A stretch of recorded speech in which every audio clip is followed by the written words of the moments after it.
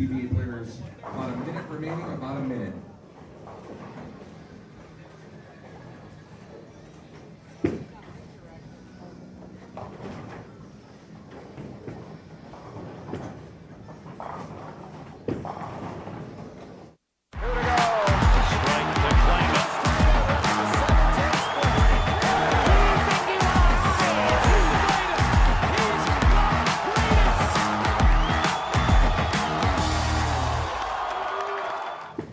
Coldwater, Ohio. This is the PBA BowlerStore.com Classic presented by Moxy's Xtra Pair. Welcome to Pla Mor Lanes in Coldwater. I am $2 Phil Brillo with you here this morning as we have 31 players entering our Cashers Round competition.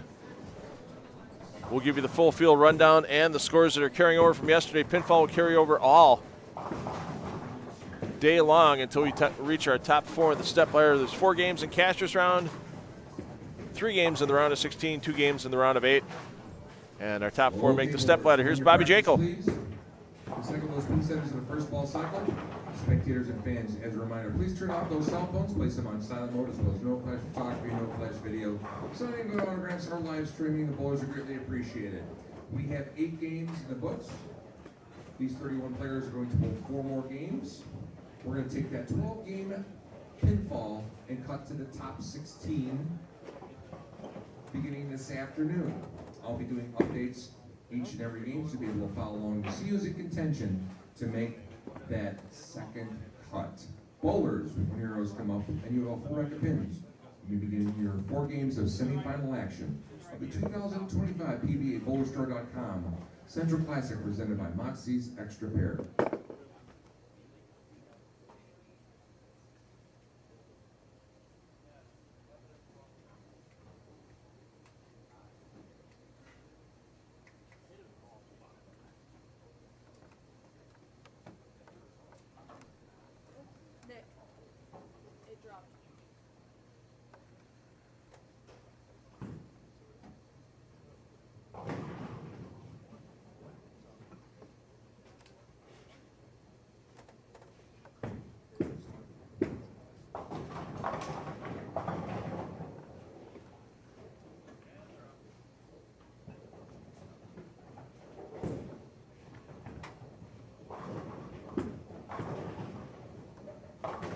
All right, 31 players in the field here for Cashers Round. Your top 8 players here on our opening pair.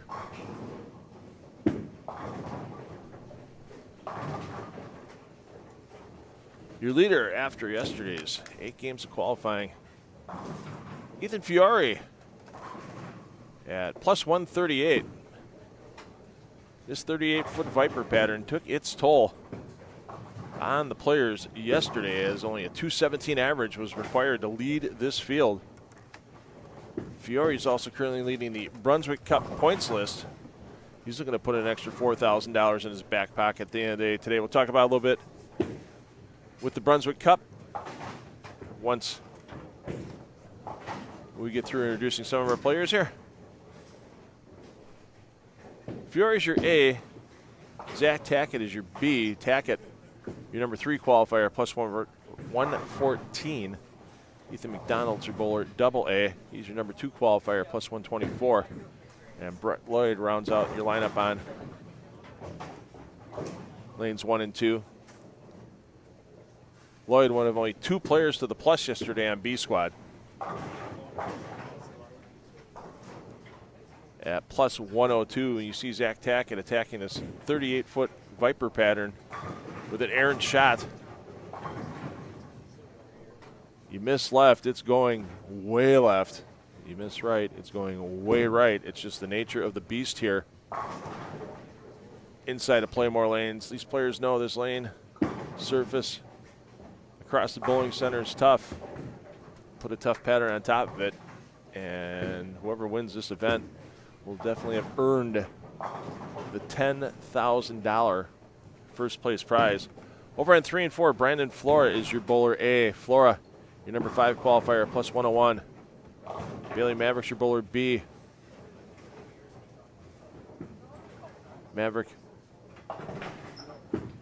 I'm sorry, Brandon Flores your A, Patrick Dombrowski's your B.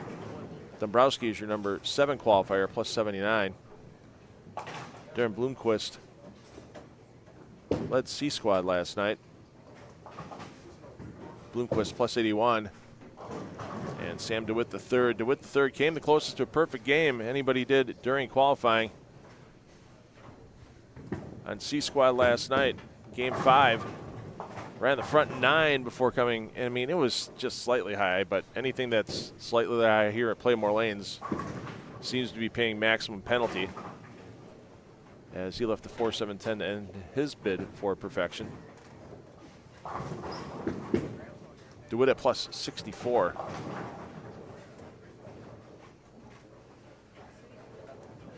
And once again, this BowlerStore.com Classic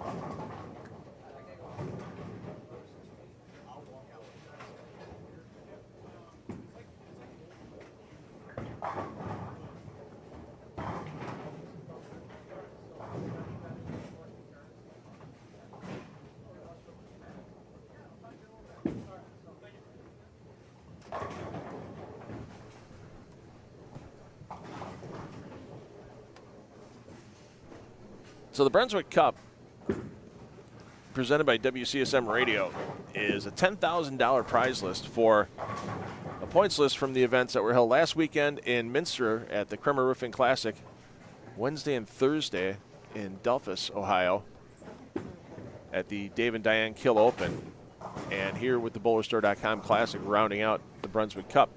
Bowlers received 1 point for every player they beat in the event. So when we were in Minster, there were 67 players. So Ethan Fiore received 67 points for his victory. And there were 68 players in Delphus. Fiore finished 5th, just outside the stepladder. So Fiore received 64 points there. So he's leading the points list at 131, plus whatever he piles on today. Fiore has an 9-point advantage over Patrick Dombrowski, as Fiore's at 131, Dombrowski's at 122.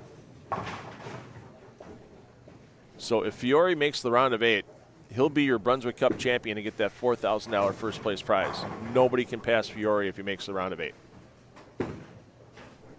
Anything less than that for Fiore and a player like Dombrowski at 122 points, Alec Keplinger 14 points behind at 117, Graham Fa 20 points behind at 111, and Chris Prather at that same 111 number.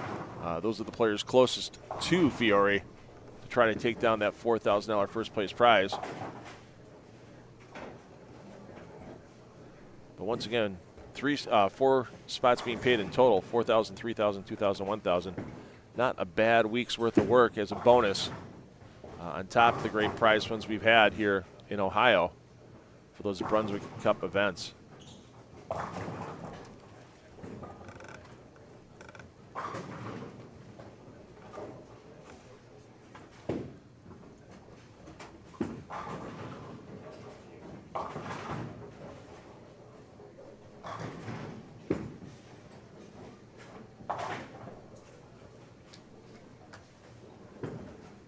want to thank everybody that helped put together the Brunswick Cup, including the Brands of Brunswick,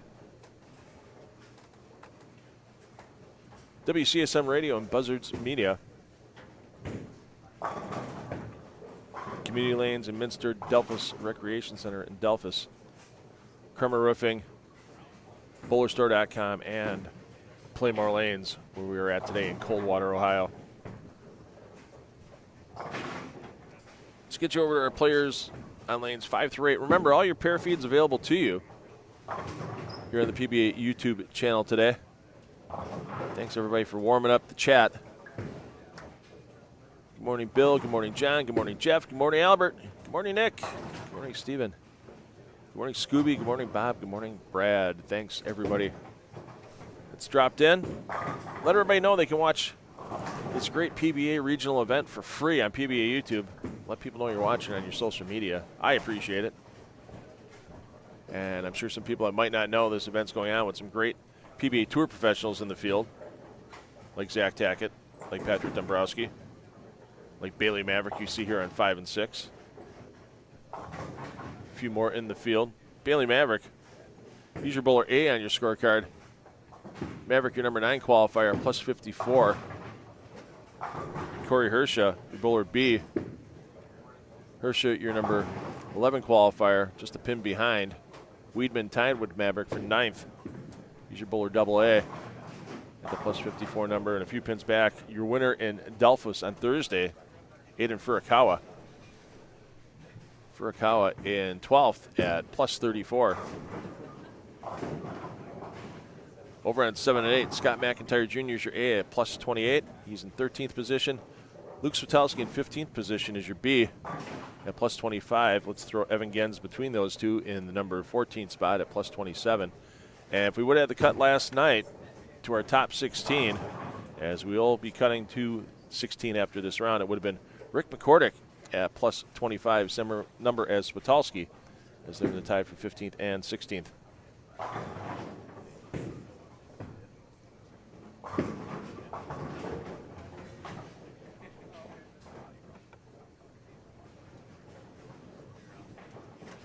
Cam Roscoe, Hippie, yeah. Hippie, you got it after the first set of introductions. I'll let you slide in this time.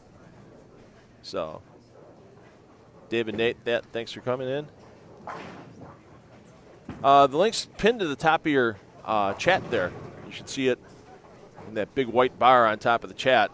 Your live scoring link, just click on that, and you can see all the player rankings here in the Cashers round. You can even go back to yesterday to see where your favorite player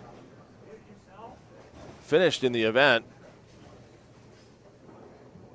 as there's some notable names that missed out on the top 31. Frank Snodgrass was just 1 pin out. Matt Kuba missed by 6. Zeke Bate, our defending champion here, missed by 17. Michael Davidson, who was in the running for the Brunswick Cup points, finished in triple digits to the minus. Not a good day yesterday for Davidson. PBA 50 Tour player Mitch Beasley making his way back to Tennessee this morning. And Brad Miller, yeah, Brad had a rough day yesterday. He's one of our notables. Well into the triple digits for Brad. He did not have a good Brunswick Cup run.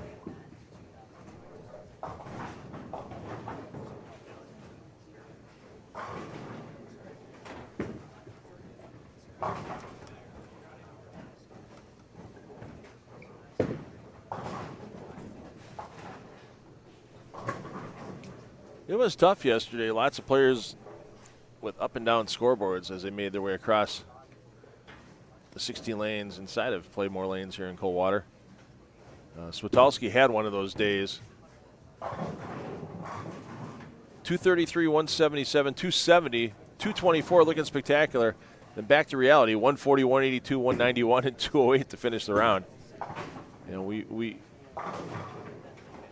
know, the omelet award that we talked about yesterday, you know, we kind of have a little fun with it, but it just goes to show how tough it is to put up a 200 game every pair across this house here in Coldwater. Pla Mor Lanes, notoriously tough pair to pair. Some of the players in practice, we're talking about it's 8 different bowling centers in one. And then you add a pattern that with Viper, if you leak it right, it stays there. I mean, everybody knows when they get here to Pla Mor Lanes, the outside 5 boards really don't hook a lot. And you take Viper, where you miss early, it stays right. It's a pattern that says play the gutter, play outside with 38 feet of oil. Can't get away with that. And then if you miss left, and especially if you're playing straighter and you miss left, that ball just accelerates off the flat part of the pattern. And that's an interesting high flush 10 pin for McIntyre.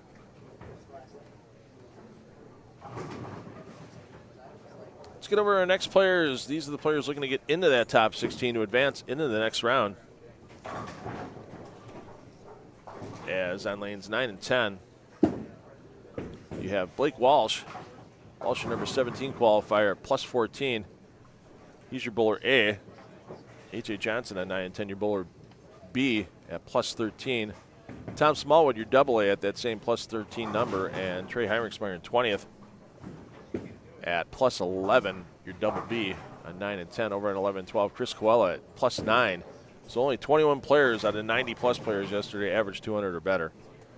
This is the toughest little house on the regional tour, and it's proving it again this weekend. Cole is your A on 11 and 12 with that plus 9. Then we get into the minuses. Schleybaugh, your bowler B, minus 11. But he had a huge finish last night on lanes 1 and 2 to get himself well entrenched into the cut and be within shouting distance of the top 16. Chris Prather, who's in 3rd place on B squad, just goes to show how train wrecked B squad was yesterday. Prather minus 20 in 23rd. He's your bowler double A. Ryan Lakota, your double B, in 24th position at minus 22. I think you would have talked to Prather or Lakota yesterday. They would have. Well, Lakota was on A squad, so he probably would have thought he was done or really sweating it out. Then once B squad got done, Lakota was like, yeah, I'm in.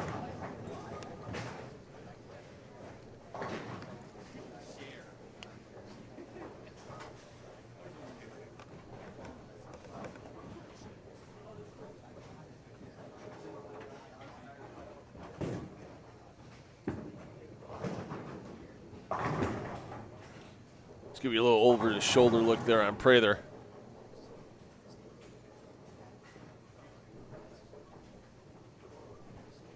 As he's getting ready to step up here. On 11 and 12.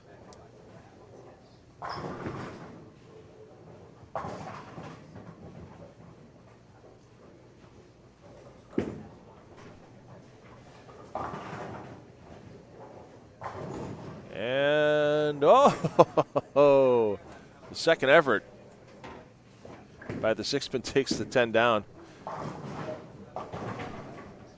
Prather was one of our Coldwater victims yesterday. I got that clip out on my personal Facebook page if you want to check it out between rounds today with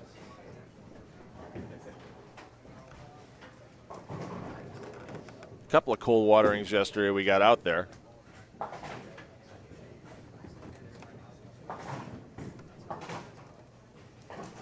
Zach Tackett had a pretty brutal cold watering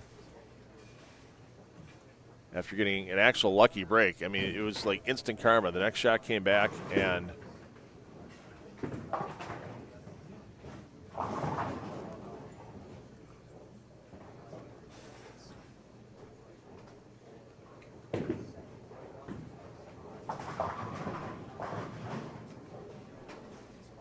yeah, flush. I mean, just it was flush pocket. Zach thought he had missed it. Zach thought he was being lucky to hit the head pin, and all of a sudden, hey, here's a smash 7-9 for your efforts.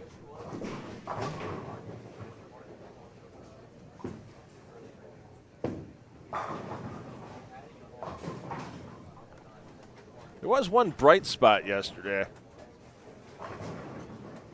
Sometimes when you get cold watered, you do get a lucky break in return, and that was Michael Bankert during A squad, as Bankert left a ripper 7-10. And watch that 10 bounce out with authority. That was the highlight of Bankert's day, as he finished in the triple digits to the minus overall. But, hey, when you can say you made a 7-10 at Coldwater after getting cold watered, it's not an easy thing to do here.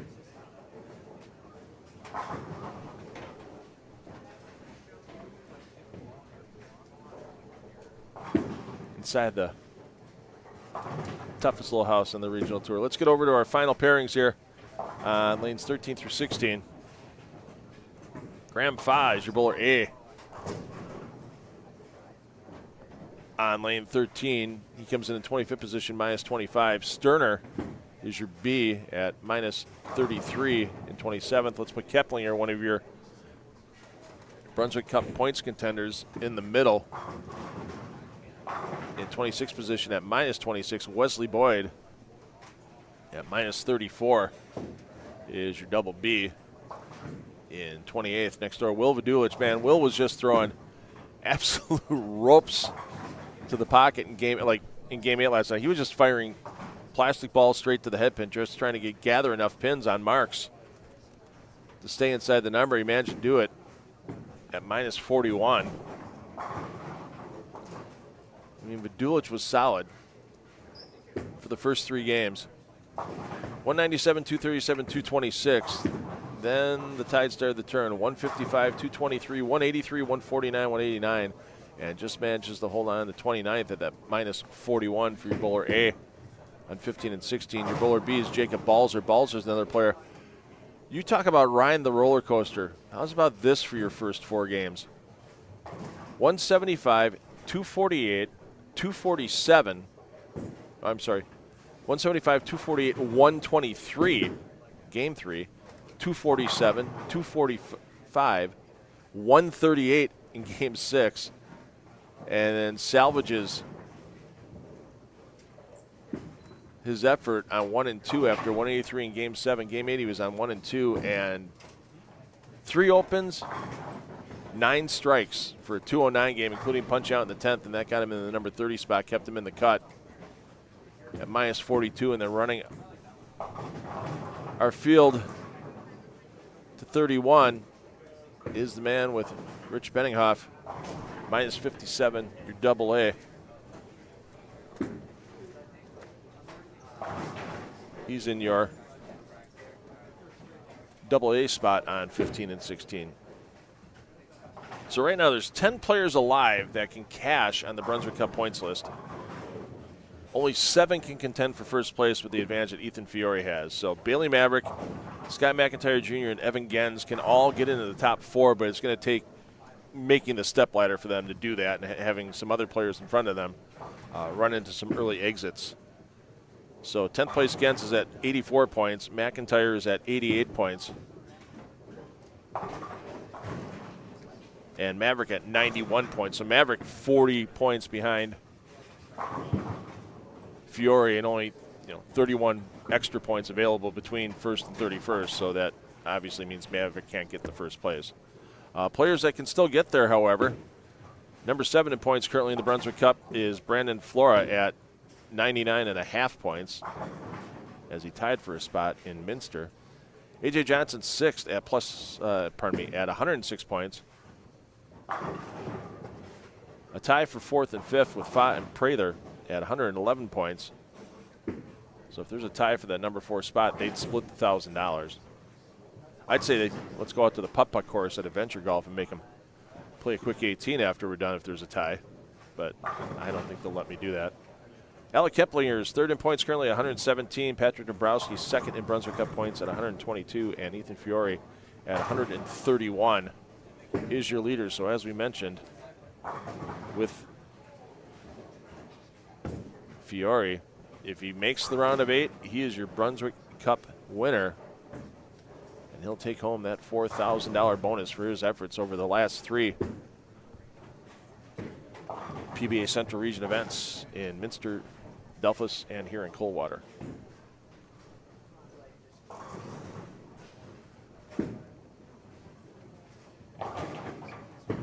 It is a short little 4-game sprint to our round of 16. Pinfall carries over round, around all day long. So not a lot of drama at the moment for our opening game of this Cashers round, but I guarantee you every game as we move on and we get close to figure out who our 16 advancers are going to be, there's going to be some drama here at Pla Mor Lanes. That's a given.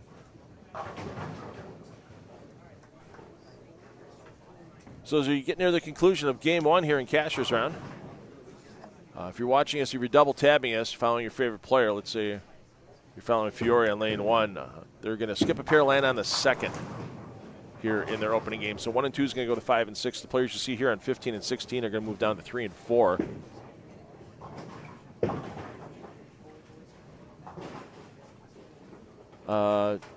Jeff, I guarantee you, even if there were topography sheets available, first of all, I think Rick and Linus Hardings would never let that happen here. It's part of the character of this place. You know it's going to be brutal. You know you're going to have to keep your eyes open. So I think they keep that under lock and key, to be honest. I've never seen topography sheets. The only tournaments I've seen topography sheets for are like USBC events at certain places, because like South Point Bowling Plaza, we know we've seen the topography there and that type of thing. There's not a lot of topography maps that happen at PBA events, even on the tour. So, but yeah, I guarantee you, topography maps for here would probably look like a 6-year-old had a spirograph and just had some fun. For those of you old enough to remember spirograph. So, but yeah, it's a good question, but there's, yeah, that would take away the charm, in my opinion. Let the bowlers come here, get cold watered, as the saying goes. I have my bowlerstore.com classic T-shirt for the 17th edition on. Thanks, Rick and Linus, for the T-shirt. And it says on there, I got cold watered, and there's a lot of people who have said that out on the lanes this weekend. Once again, your player movement, skip a pair and land on the second. 13 and 14 goes to 1 and 2, 15 and 16 goes to 3 and 4. And we'll be back with that second game of Cashers on here for the PBA Bowlerstore.com Classic. Presented by Moxy's Xtra Pair from Pla Mor Lanes in Coldwater, Ohio. Glad to have you all aboard this beautiful morning in Coldwater.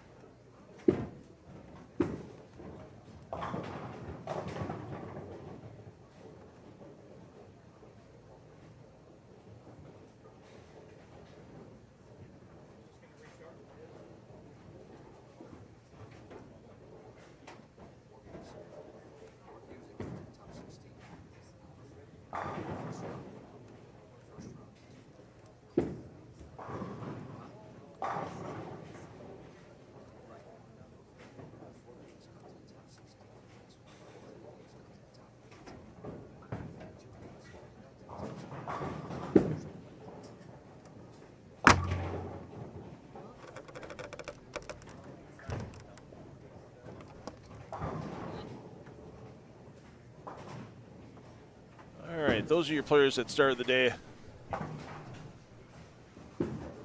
from 25th to 31st here on 1 through 4. Let's get you back over to our leaders coming into the day here on 5 through 8 with Fiore, Tackett, McDonald, and Lloyd, your A through double B on 5 and 6. Flora, Dombrowski, Bloomquist, and DeWitt III, your A through double B on 7 and 8.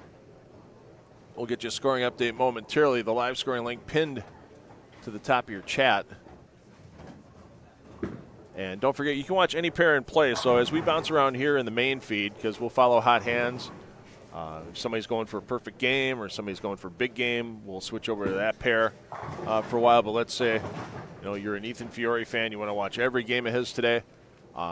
If you're watching us, if you got it full size right now and you're watching on your laptop or your computer at home, go back to your normal size so you can see the description under the video. And if you open that description up, you'll see the other 4 pair feeds that are in play: 1 through 4, 5 through 8, 9 through 12, 13 through 16. And right-click on those, open it up in a new tab, because those only have the ambient audio from the pair.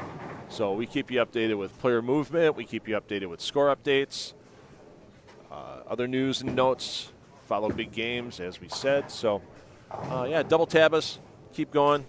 Thanks, everybody, for joining us this morning here in Coldwater at Pla Mor Lanes for this BowlerStore.com Classic presented by Moxy's Xtra Pair. And I want to give a special shout out to Rick and Linus Hardings for bringing me into this event again this year. Love coming to Coldwater. Love sharing the brutality with our friends here on PBA YouTube. And thanks to PBA for letting 10 on the Deck Productions, which is $2 Phil. I am 10 on the Deck Productions.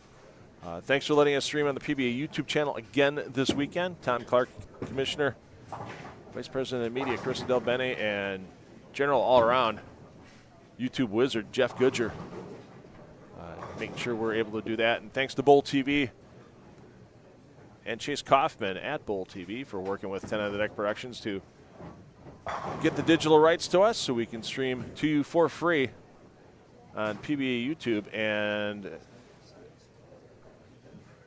we have a season-long sponsor that helps us out here at 10 on the Deck Productions to bring you these PBA regional live streams, and that's H5G Brands. They are the official merchandiser of the PBA, and they also make some great jerseys for you as an individual or for your team, whether it's a bowling team, darts team, cornhole team, tiddlywinks team. They can put a design on jerseys that will make you be bold, be creative, and be original. And, if you're like me, you're not artistically inclined, they have great designers there that can help you out. I got a couple of great $2 Phil jerseys that I had one of the designers help me out with, and they're raining $2 bills on the jersey, and it's a beautiful thing. Some of you may have seen me in them at PBA events. But, yeah, I want to thank H5G Brand for all their support of not just our PBA regional live streaming, but of the PBA as a whole. Check them out after we're done with this Cashers Round, h5gbrands.com. And we also want to thank all of our local sponsors, 73 sponsors for this event here in Coldwater. All local. There you see our diamond, platinum, and gold sponsors coming across your screen. We'll talk a little bit about our silver and bronze sponsors throughout the day. But without the assistance of our local sponsors here, we wouldn't be on the air with you on PBA YouTube. The bowlers wouldn't be having an extra $20,000 total in their prize fund. And our winner today would not be walking out the door with their $10,000 first place check. So, yeah, it's community comes together here in Coldwater. It's a great thing to see. And what an event. 17th annual event here in Coldwater, and the community is already coming out. These bleachers will be packed. It will be SRO, standing room only, when we get to our Stepladder, scheduled for 5 p.m. Eastern Time this afternoon from Pla Mor Lanes.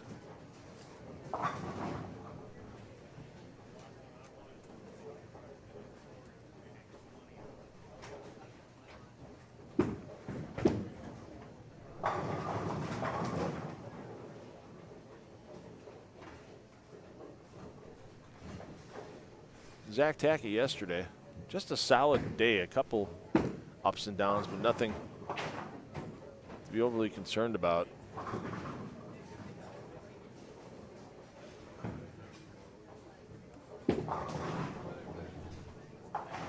And thanks to that steady head and, of course, trying to attack this 38-foot Viper pattern on the fresh, sometimes it just takes a little patience to make things work. And Zach Tackett, your leader after 9 games, 8 games from yesterday's qualifying. In our first game this morning, the 224 opener has Tackett at plus 138. Second place now, Brett Lloyd, plus 124 after a 224 opener. Third place, our qualifying leader, Ethan Fiore, drops after a 183 start. Fiore still, though, at plus 121 in really good shape. Ethan McDonald hangs around in the top 4, 192 start. Leaves them at plus 116. And I'll tell you what, getting off tricky pairs with 180s and 190s here in Coldwater.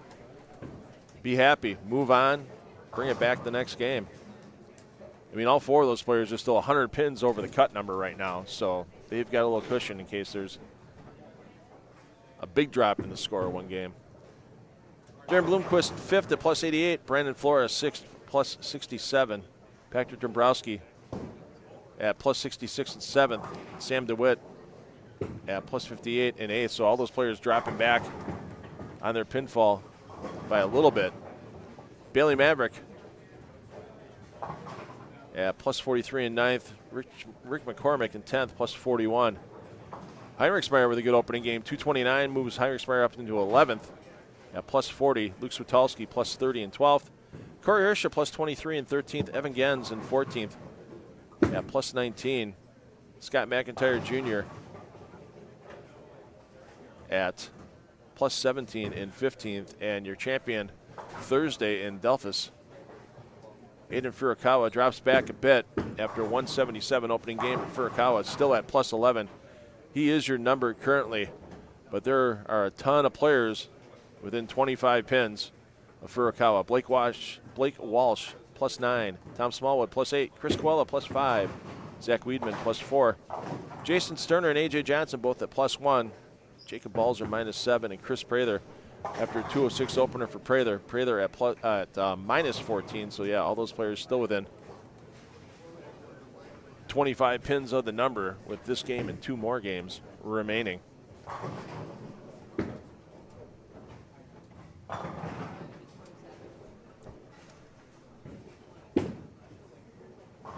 Rich Hay, thanks for the compliment in the chat. You know, it's a labor of love with 10 on the Deck Productions. We come and cover PBA regional events. I mean, these host centers are already putting out money to the PBA to bring the PBA here as McDonald finds the gray boards. We saw several frames yesterday from players that had 2 of those gray board shots in a frame. So, and we work with them. We make it affordable for them to bring me in. I mean, I drive a Renault car. I've got an old Airstream Relic.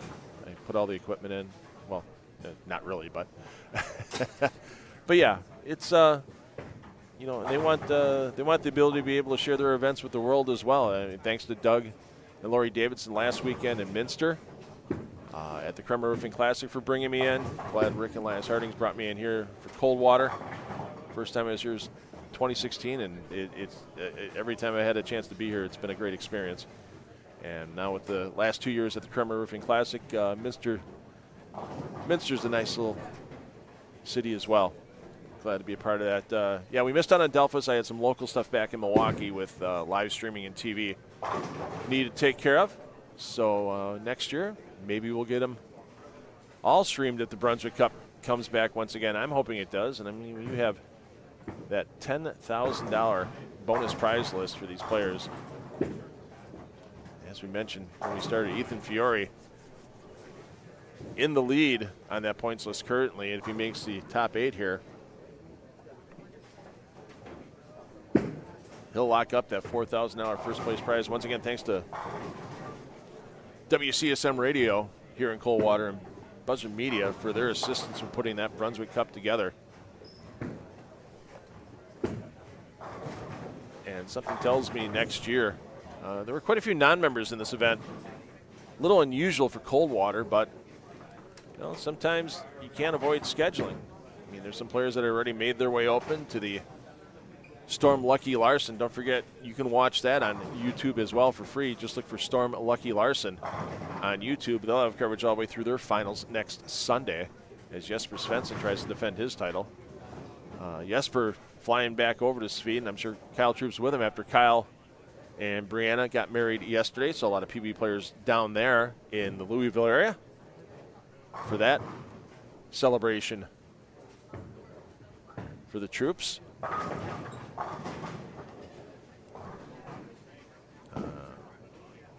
Anthony Simonson in South Korea. EJ Tackett, who's won in this center and loves coming to Coldwater.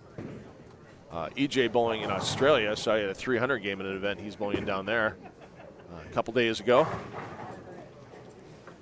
So, Linda, thanks for the thanks.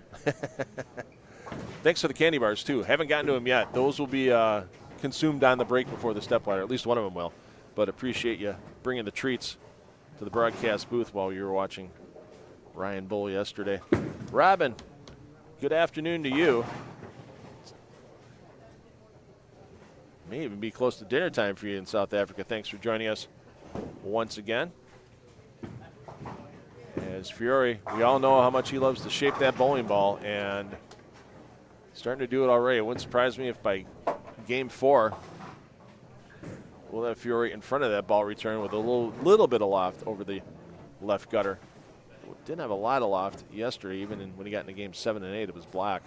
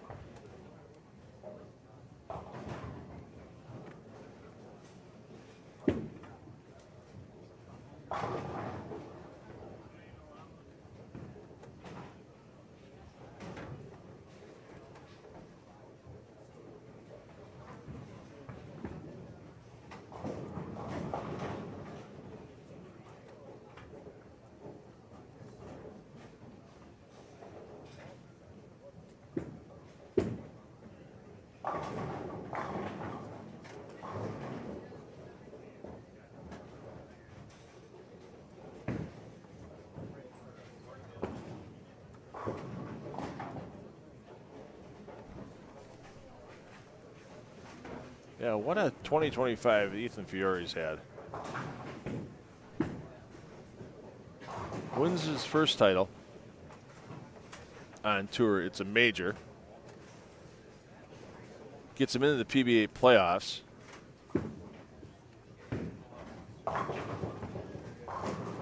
Finishing 8th in the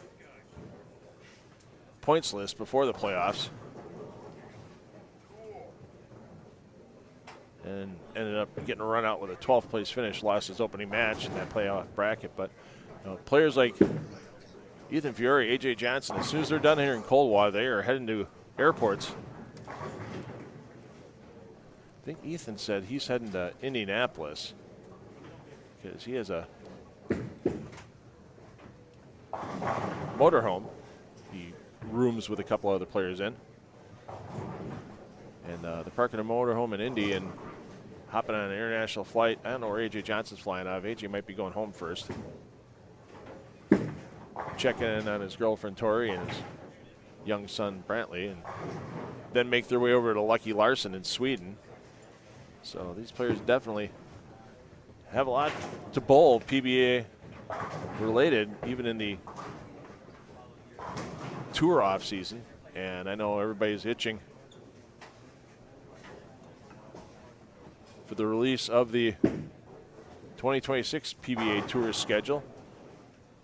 Can't wait for Sundays starting in February on the CW. There'll be appointment TV. Haven't had that in a while. Looking forward to see what events are going to be part of the CW coverage. Looking to see, oh, we know it's World Series of Bowling coverage and a little bit more, including now the PBA Tour Finals become the Commissioner's Cup on CBS Sports. Most of those events will be on the CBS Sports Network, but the World Championship from the World Series of Bowling will be on the National Network for CBS.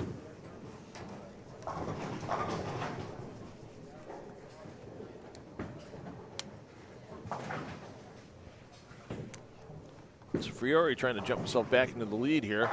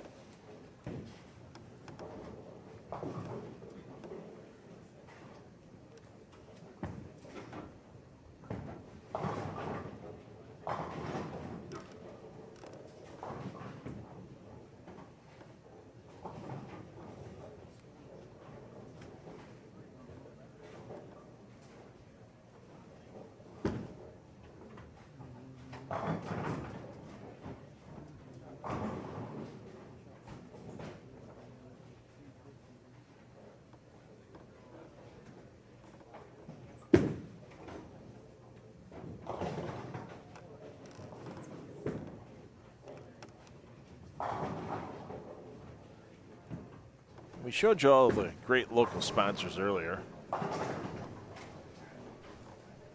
that are our Diamond, Platinum, Gold sponsors. Some great silver sponsors as well that help with adding $20,000 to the overall prize fund. First place today is taking home 10 grand, second 5,000, third 2,500, fourth 2,000. I mean, every player that makes the top 16 is walking out with at least 1,000. Every player eliminated from this cashers round is taking home at least $700. Not too bad for 12 games of bowling on a weekend. That'll leave a few dollars left over for a couple of beers on the patio here at Pla Mor Lanes once the player's done. And some of our great silver sponsors include Healthy Lawns, Jerry Happy and Family, Mercer County Elks, Community Lanes in Minster, Cisco Foods, Imperial Tent Company, Varsity Lanes in St. Mary's, American Rheinmetall, Speedway Lanes in New Bremen, Stroh Johnson and Company, CPA, Wabash Communications, Preferred Insurance, Delphos Bowling and Recreation Center, Rockford Eagles, Bruce Rickard, Edward Jones, Westtown Party Mart, Plaza Lanes in Salina, Enyart Flooring, the St. Henry Bank, Western Bowling Proprietors Insurance. Hey, Brian Wallachek. Hope you're doing well. Saw Brian, one of the WPBI representatives, at the Linus Open. Had a chance to golf with him this past Monday. Great event that raises scholarship dollars for graduating high school bowlers in the West Central Ohio area. So thanks to WPBI for being a part of this event as well. Trueland Equipment, Westgate Entertainment Center in Lima, Keyless and Dayton, Astor Lanes in Wapakoneta, Randall Bearings, and Coldwater Eagles round out your silver sponsors for the 2025 BowlerStore.com Classic presented by Moxy's Xtra Pair.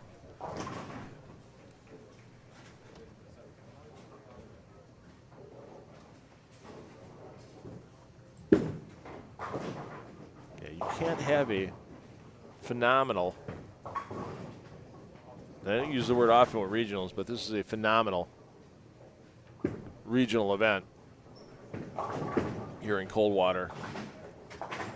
And the community not only supports it, they turn out for it in the bowling center as well.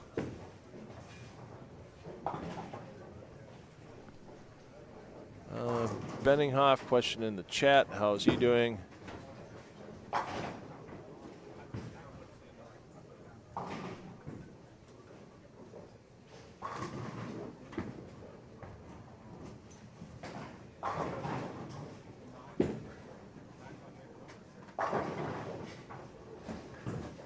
Not good for the answer for Benninghoff. 157 opening game. Leaves Benninghoff in the number 31 position. And if you want to check any of the players in the live scoring link, it's pinned to the top of your chat. We'll pop it open in a new tab for you.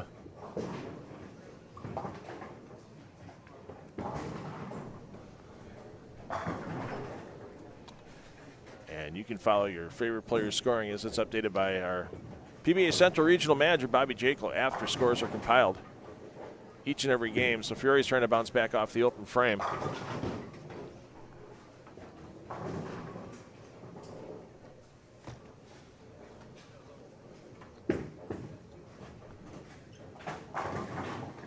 And how about that for cold watering? Great toss there by Fiori. 5-pin goes in front of the 7 and then rolls back through it.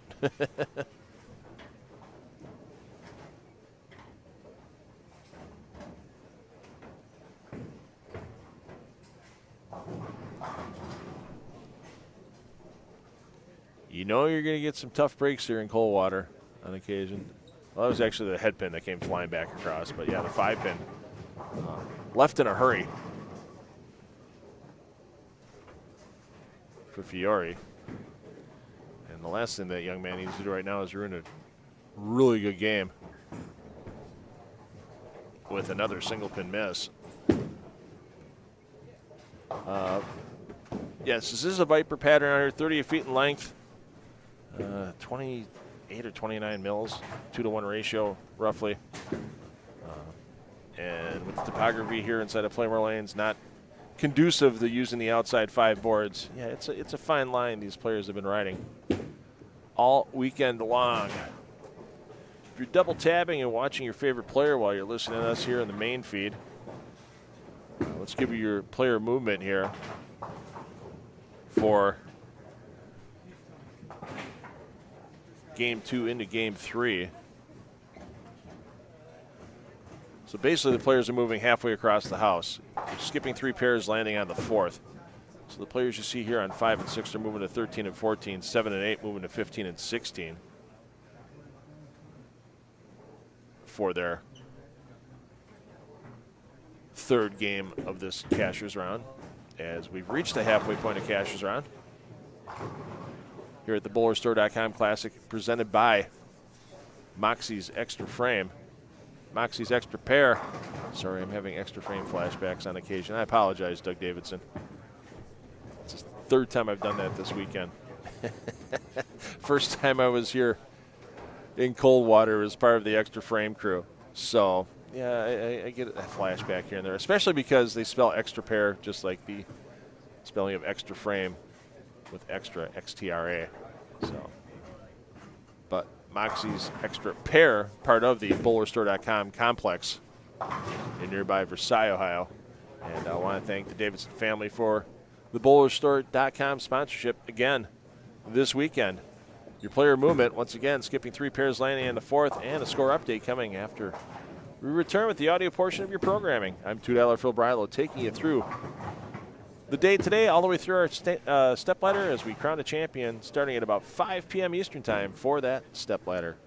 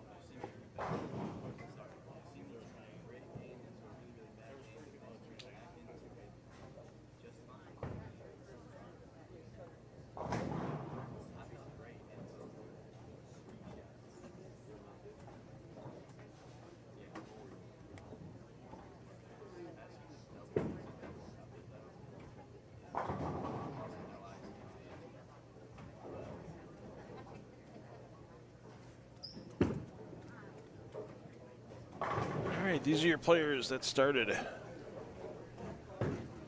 on 5 through 8 this morning.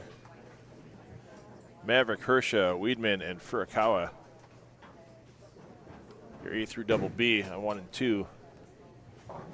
McIntyre Jr., Switalski, Gens, and McCormick, your A through double B on 3 and 4. We'll get back up with our leaders later on. We'll check in with our bowlers that are close to the cut number. Furukawa was the cut after 9 games.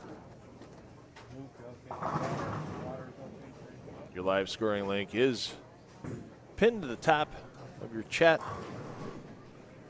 so you can peruse at your convenience. Yeah, not a great end of the game there for Fiore, but still, as we mentioned, still well in contention.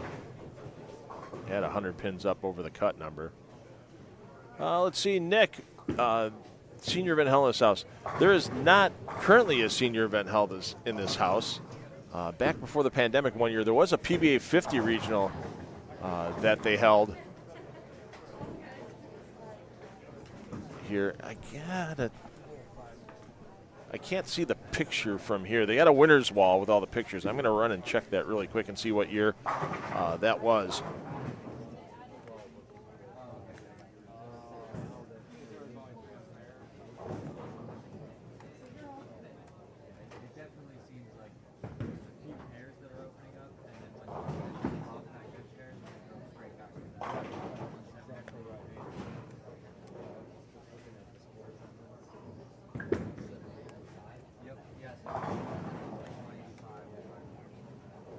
I knew who won it.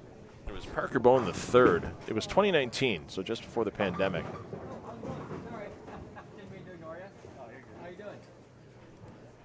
For the lone PBA 50 regional they've had here. I don't know, maybe someday it'll come back. Don't know. That'd be a question for Rick or Linus. We'll talk to Linus during the. We'll talk to Rick Hardings during the round of 16, and maybe we'll throw that question at him. Be good to have Rick in the booth. He's a busy. I mean, any of the staffers here, and they've been great all weekend long here at Pla Mor Lanes. I mean, whether it's the staffers taking care of the bowling counter, making sure that the bowlers have water and snacks in the restaurant. Had a great breakfast this morning since nobody took care of the omelet award yesterday during qualifying. For those of you coming back from yesterday's telecast, you know what I'm talking about.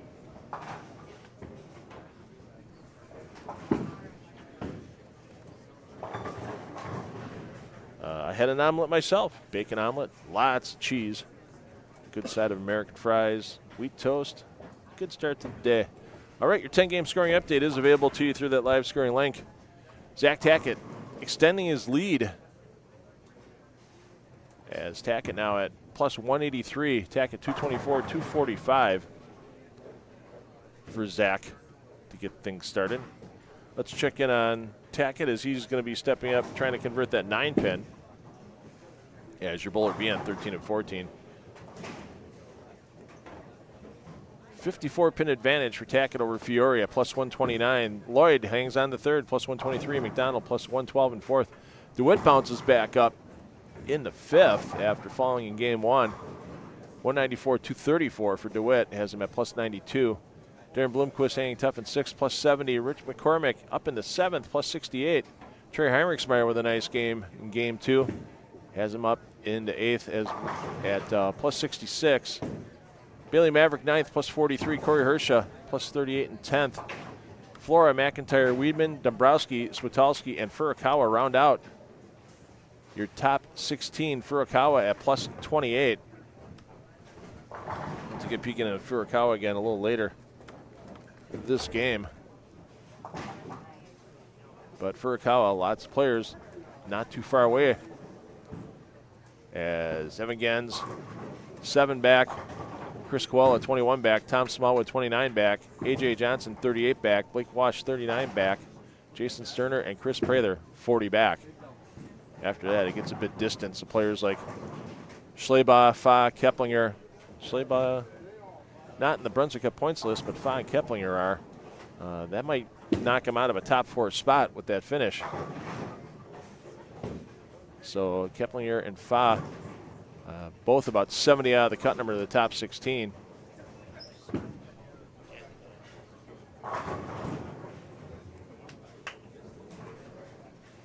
And yikes for McDonald. Currently fourth at plus 112, but I'll have one.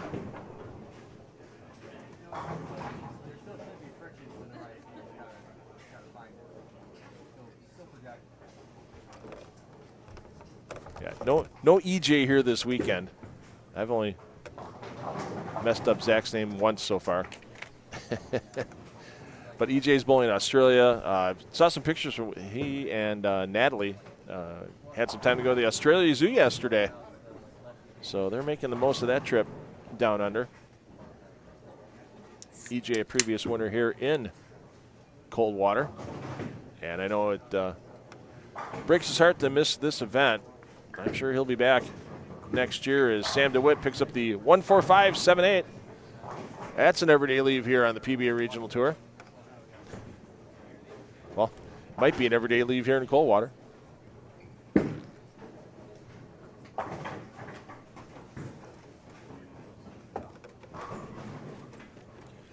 So we're going to have a short break between the round of cashers here and the round of 16. So your pair feeds will keep running. The booth feed will keep running. Actually, for those of you that are PBA card collectors, Leaf Trading Cards has their 2025 edition of the Eclectic Series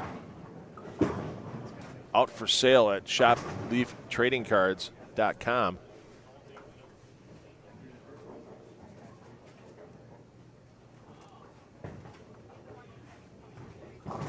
Or I guess you can actually get that through leaftradingcards.com and then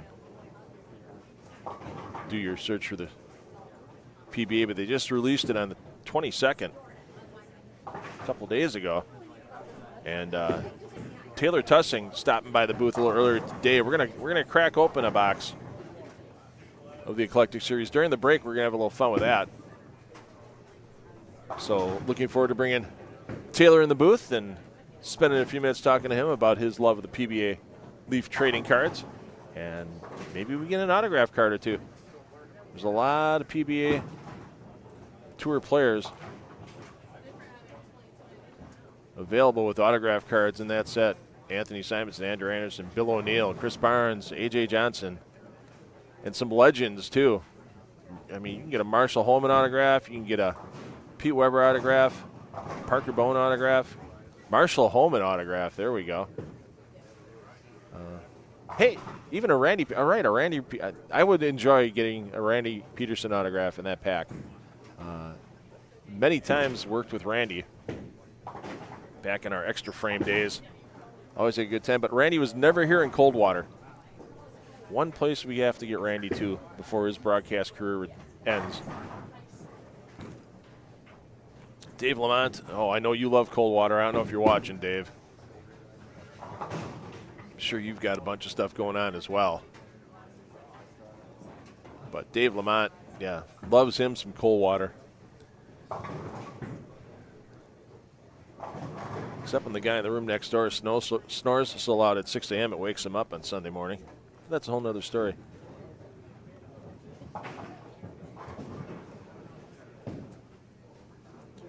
Yeah, not surprised Charlie Mitchell was in Louisville for Kyle Troop's wedding. I mean, the years of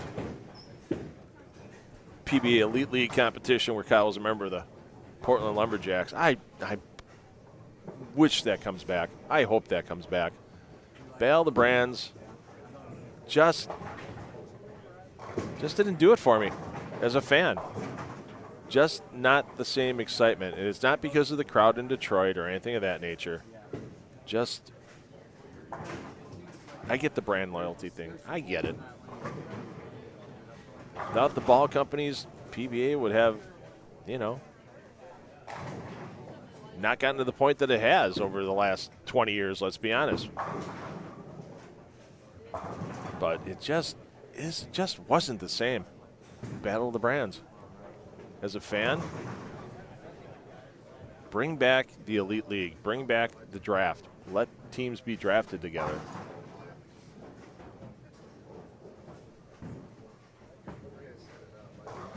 That's my one hope for the PBA in 2026. I don't know if it's going to happen.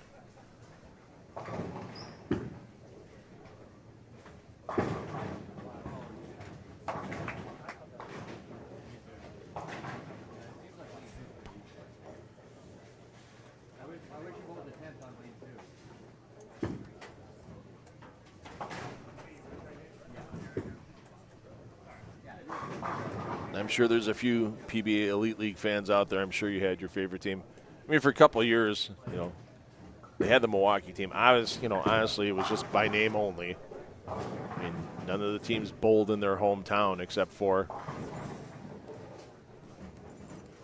you know, Portland. Well, except the last year in 2024, I mean, there was Elite League matches in Detroit for the Motown Muscle. We were in the Chicagoland area. I don't know if the Chicago team was still. No, the Chicago team wasn't there in 2024 because they were back down to 8 teams. So, but yeah, bring it back. Yeah, go back to Bayside Bowl. Yeah, I'm sure Charlie would love to have the PBA back. It's just got to be the right thing, the right time. It's tough running national size events in a 16-lane center like here in Coldwater, or a 20-lane center like Bayside Bowl.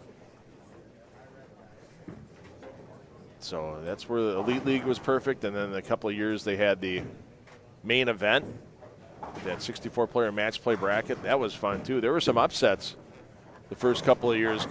Some of the local players, some of the East Coast players, with that best 2 or 3 game format.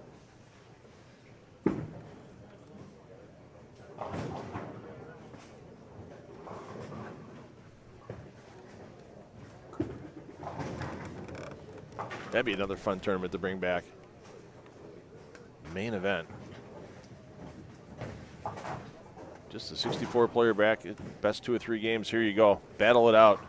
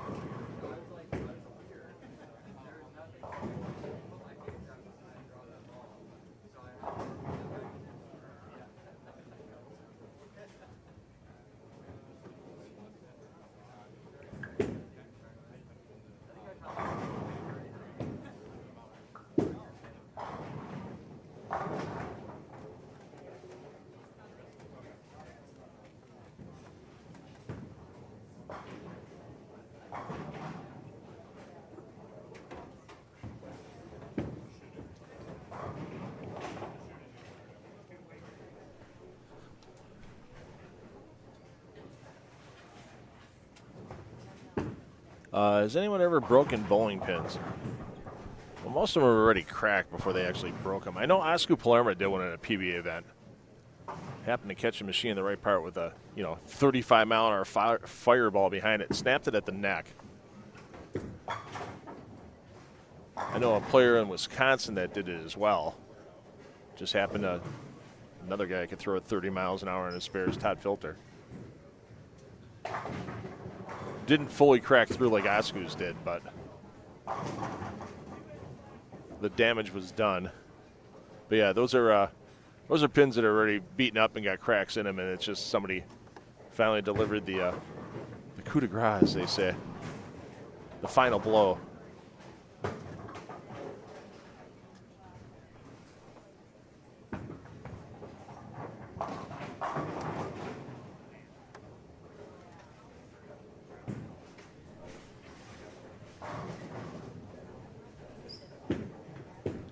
Tell you what, watching Brett Lloyd during B Squad yesterday, when everybody else looked like they were bowling with one eye closed and their opposite hand behind their back, he made it happen.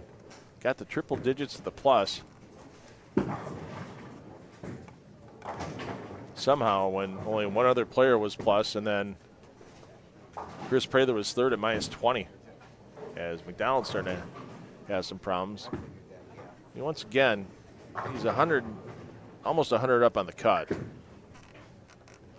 So he's got some breathing room, but the problem is, around at 16, it's 3 games. If you're hanging around 7th, 8th place, you can do yourself some real damage, catch the wrong pair at the wrong time here instead of Pla Mor Lanes, and next thing you know, instead of staying in the top 4s, so you find yourself watching that round of 8, having a sandwich inside the restaurant here. And hi to everybody inside the restaurant here at Pla Mor Lanes. They got us on the TVs in there from the YouTube feed, so I know people get a chance to watch that so they don't have to miss any of the action out here on the lanes while they're grabbing something to eat. And what a event yesterday with our sponsors. Big tent outside. Now they've got everything transitioned over, because once we have our champion today, they have a champion celebration on the patio. And it's going to be a beautiful evening for it here in Coldwater, Ohio. A few puffy clouds in the air outside, just enough to take the sun out where you might not need sunscreen if you're out there for a little bit. As Zach Tackett making sure he keeps himself locked into first place here in Game 3.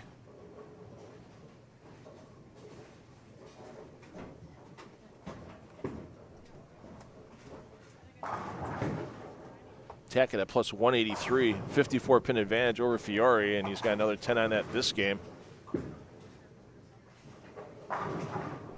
It doesn't matter if you're in first place after 11 games.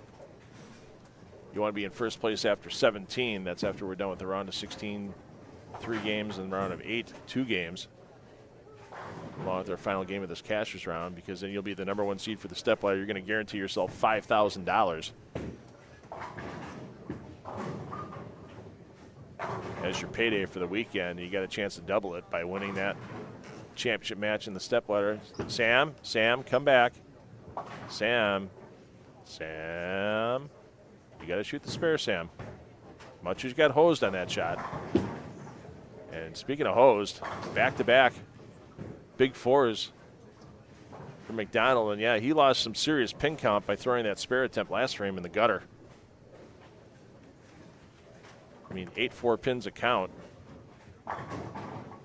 Should be sitting at 108 by just getting 2. Instead, he's sitting at 104, and now he's looking at a maximum if he gets 2 here. 172, like we said. You don't want to keep yourself too close to the cut number. That can really cut your workout for you in the next round.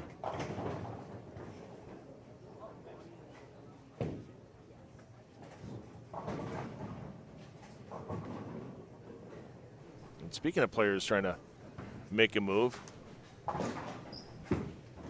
coming up, Alec Keplinger. He's one of those players in contention for Brunswick Cup money. Thanks to WCSM Radio for being our presenting sponsor for the Brunswick Cup. Keplinger was on the outside looking in at minus 55.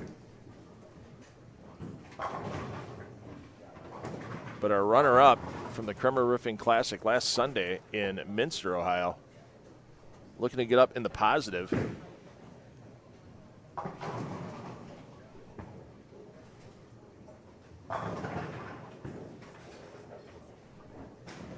If he can get them all this game.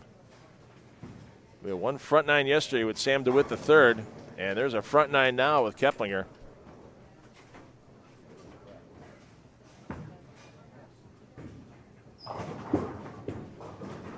Over on lane 10.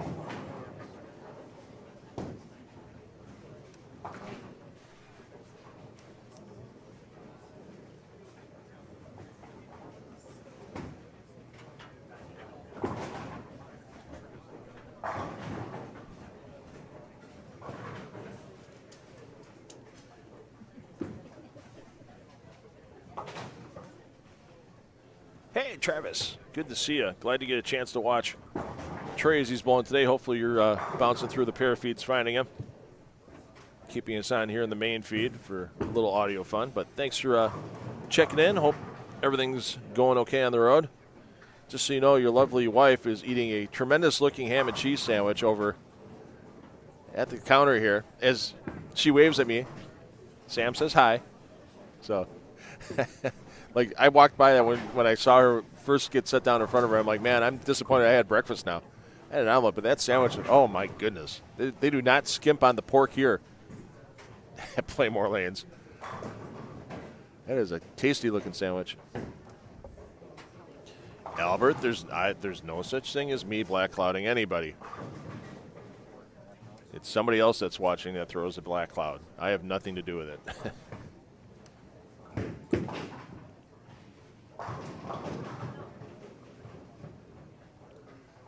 Yeah, lanes will get blown up at any event, let's be honest. It just gets accentuated here in Coldwater because of the topography and where the players are forced to play because the outside five boards on either side don't play. I mean, you see where Fa's playing. We know Fa loves to pipe it up the gutter. He'd be hitting, even on a 38-foot pattern, he'd be getting 3 off the left if he was piping it up the gutter.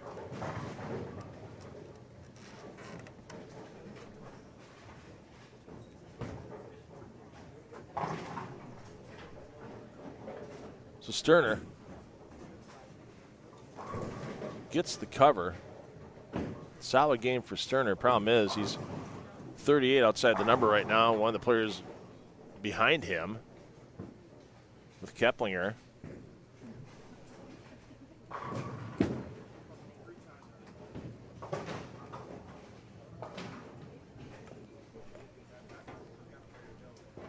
He's going to be passing him shortly. Graham Fa back at minus 53. He's going to be ending his competition here in Coldwater with this round. And that's another player that was up there in fourth for the Brunswick Cup points. Doesn't look like Fa will get a check. A couple players close behind him going to be advancing in the round of 16. So here we are, BowlerStore.com Classic, presented by Moxy's Extra Pair, Pla Mor Lanes, Coldwater, Ohio, and a little excitement here in the Cashers round as Alec Keplinger, our runner-up from last week's Kremer Roofing Classic in Minster, Ohio, now with the front 10. Keplinger currently third in Brunswick Cup points. That Brunswick Cup presented by WCSM Radio.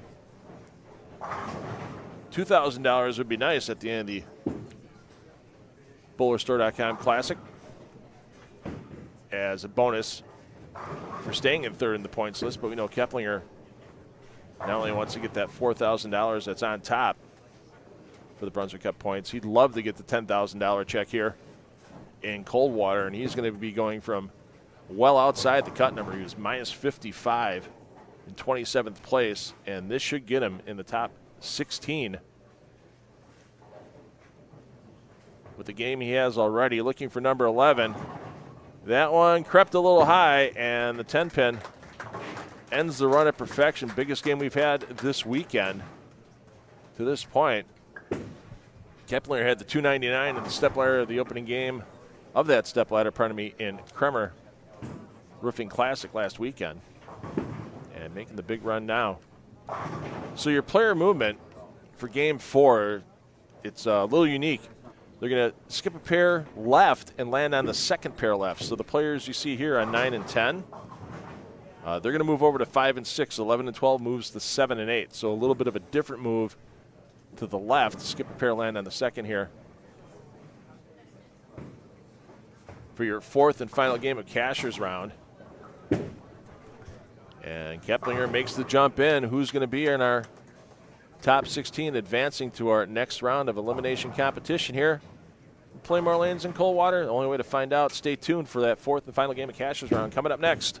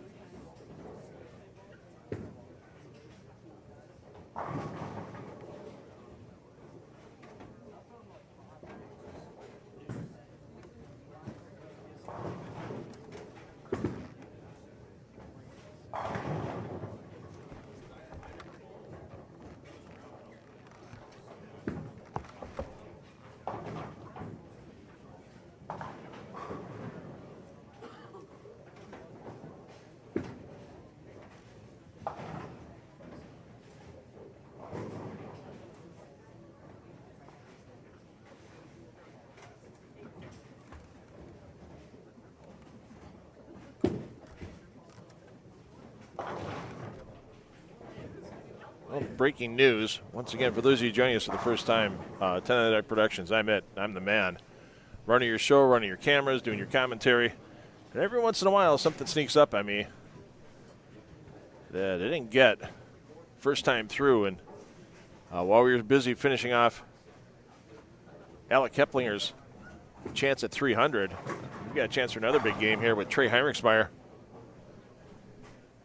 looking for a possible 290. Heinrichsmeyer already has moved himself up into 8th position after games at 229 and 226 so far this block. And he's looking for the big finish here in game 3.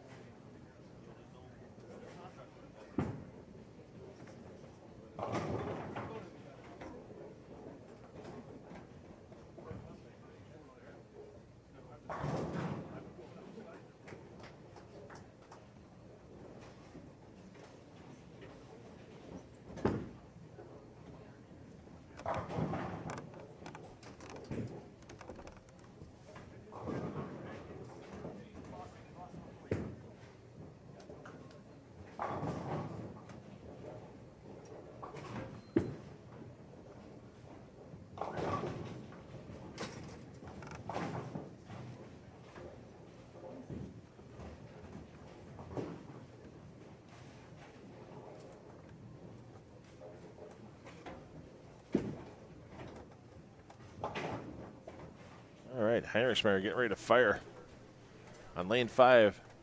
The inaugural Open Classic Division champion, the PBA LBC National Championships back in 2023. And the young player almost got Coldwater, gets the 9 to fall forward. And he's got a long drive back to Wichita State as soon as he's done here today. Made the long drive in. Bowled in Delphus. Got himself a check there. And looking for the big money here. He's bowled in big money situations before. Remember when he won that LBC National Championships, he shot 300 at the final game.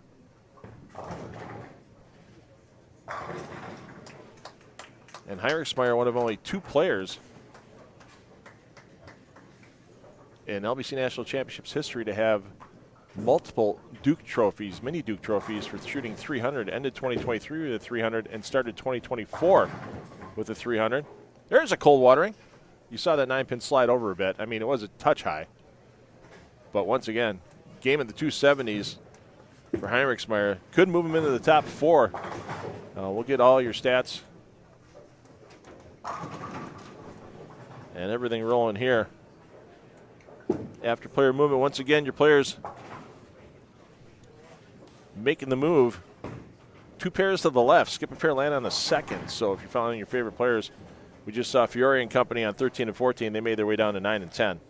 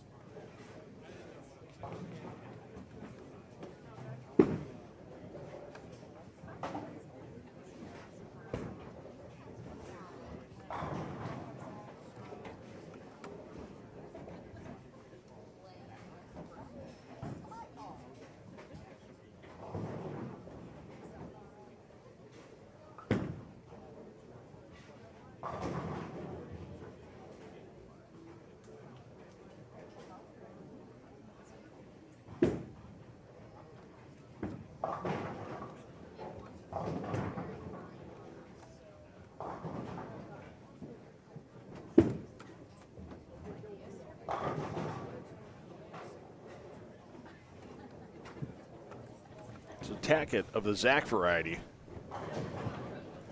Still be your leader. Battle for second is going to be closer to Fiore and Lloyd, but once again, the big number we're worried about after this game is who's in that number 16 spot.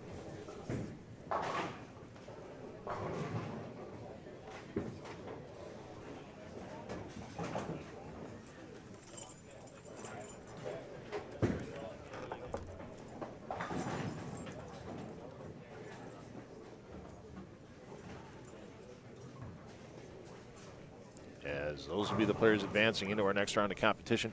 There's going to be a short break between the end of Cashier's round and the start of the round of 16, as scores need to be verified, bowlers need to be assigned their next starting lanes, and a small practice session will begin. So if you're watching any of the pair feeds, those are going to keep running.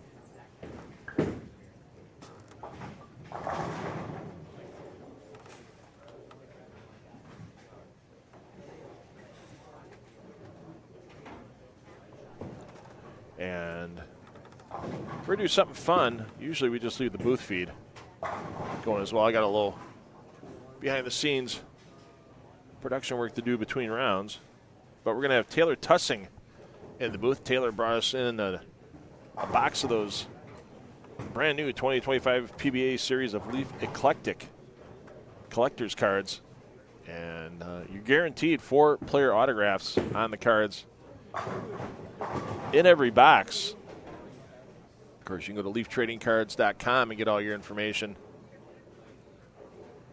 about that PBA collector card series. As Walsh takes care of that silly little 10-pin. Tried to stand against his might.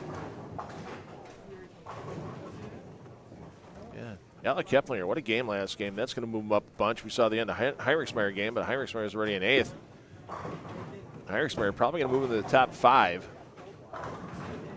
once we get our 11-game scoring update in the books here.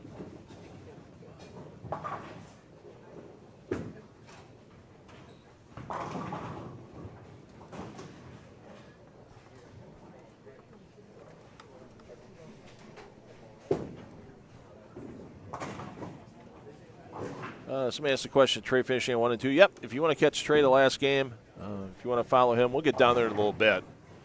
But if you want to catch Trey, he's on the stream for lanes 1 through 4 this game. He's on 1 and 2. He'll be your bowler double B on lane 2 for your scoring.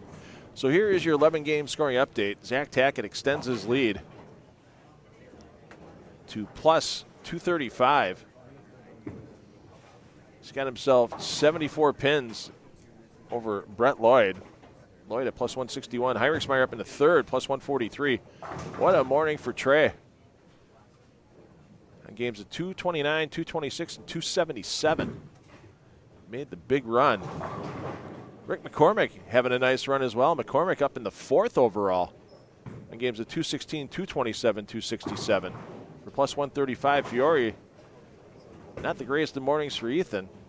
Some of it self-inflicted. 183, 206. 186, stay at plus 115 in 5th, but that'd be on the outside of the Stepladder looking in for the 2nd event in a row. If he stays in 5th, because that's where he finished in Delphus on Thursday. Sam DeWitt, the 3rd and 6th, plus 75. Dombrowski, Bloomquist, McDonald, Hersha round out your top 10. Hersha at plus 60. Prather making a nice move. Prather up to plus 56 in 11th. 206, 202, and 268 for Prather. Furukawa having a decent morning. Furukawa up to 12 plus 53, our champion from the Dave and Diane Kill Open on Thursday. Keplinger, his big game, 288, gets him up to plus 33 and 13th. Switalski hangs on to 14th, plus 30. Tom Smallwood crawls into the top 16 at plus 23. Your cut right now is Bailey Maverick at plus 20. Zach Weedman just 2 pins behind Blake Walsh, 6 pins behind Brandon Flora. Not having a good day for Florida, only 5-10 for his first 3 games. Flora now out of the number at plus 11, 9 pins out. Jason Sterner, Scott McIntyre Jr. both at plus 1. Chris Coella minus 4, Evan Gens minus 23, Mikey Schlebont minus 33. It's going to take a miracle from Johnson on down. A.J. Johnson minus 44, Balzer minus 54, yeah, and then after that, thanks for playing. Your check will be ready for you at the window shortly after the completion of your tournament play. So Heinrichsmeyer just underway on 1 and 2 with a double as he's trying to continue his climb up the leaderboard. McDonald trying to stop the bleeding. He's dropped a bunch of pins today. He only has 539 for his first 3 games.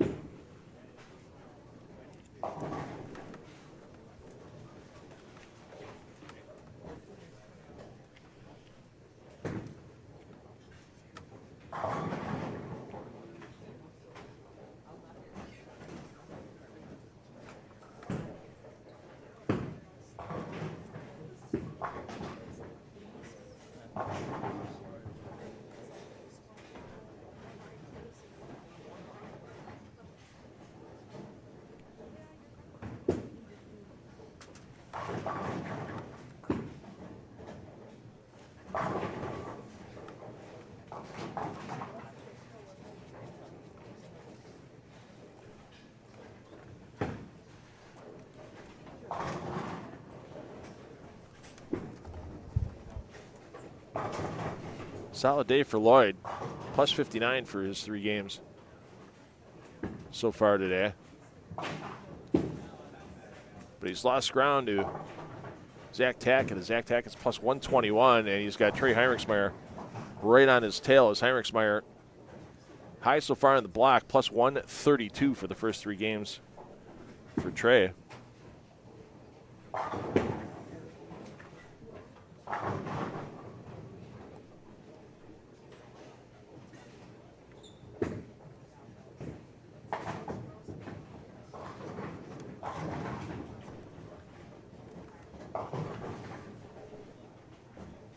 Let's get over to 1 and 2.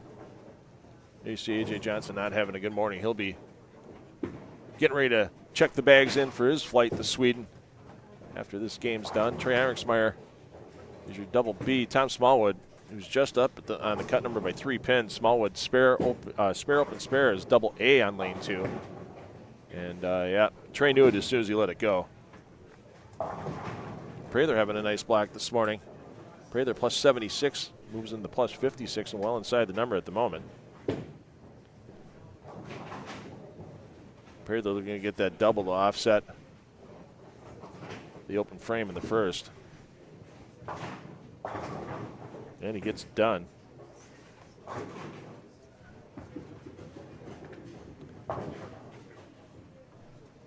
Let's check in on our 2 players that are the cut number and just behind it. Furukawa's in right now by 33 pins. But we're more worried about Bailey Maverick, who's your score A on 13. Zach Weidman just 2 pins behind. He's your double A on 14.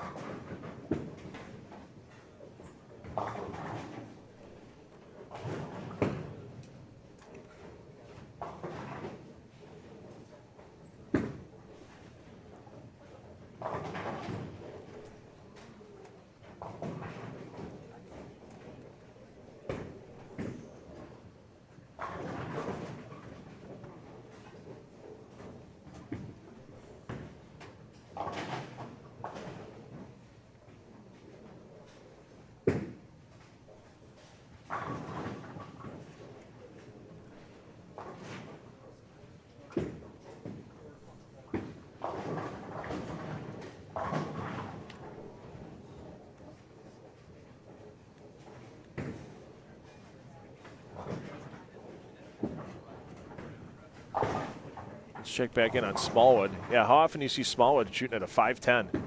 My goodness. Not very. Smallwood only 3 pins up on the number.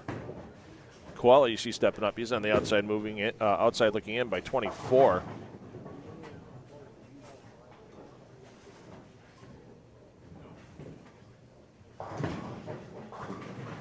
But Koala looking for his 4th strike in a row to start the game. Or pardon me, that was after a gutter ball. Yikes. That's haunting. Start with a 3-bagger and then throw it in the ditch when you're trying to make the cut. That's painful.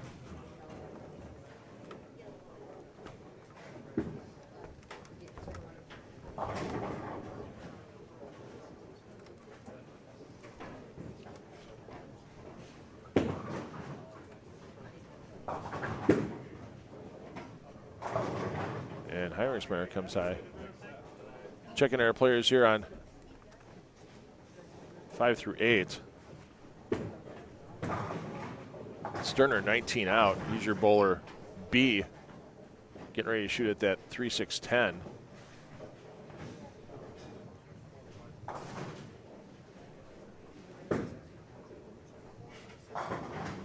Oh, Balzer. Your double A on 8. Balzer is at minus 54. He's 74 out. But if you shoot 280, you never know, so we'll have to keep an outside eye on him and flash. Yikes with the open frame.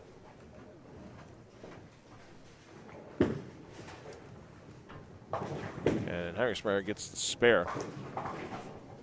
Let's get back to our players that are close to that cut number. Corey Hershey hanging okay. Hershey in 10th at plus 60.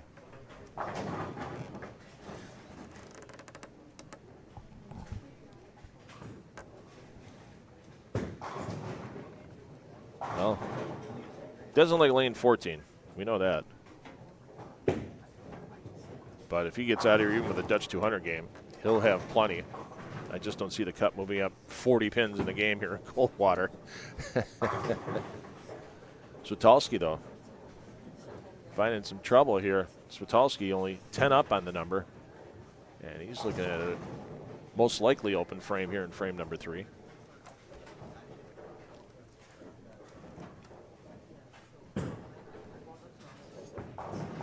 Maverick is the number. Lucky to leave just the 4. McCormick having a heck of a morning. 110 over for his first 3. And with shots like that, you see why.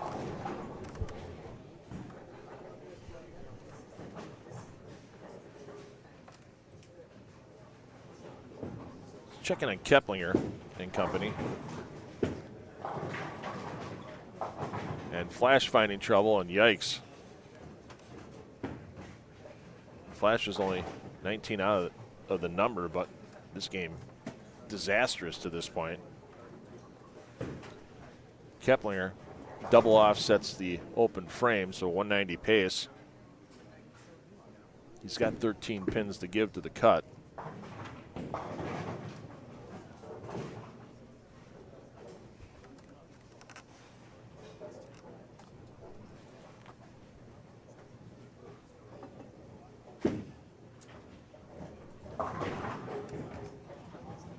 Oh, a huge break there.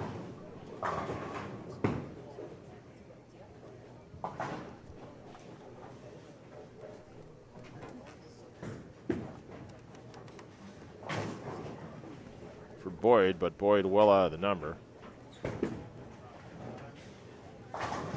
Ooh, Flash gave it a run. Well, like I said, Balzer's a bunch out, but you put 280 up there, you might have a sniff.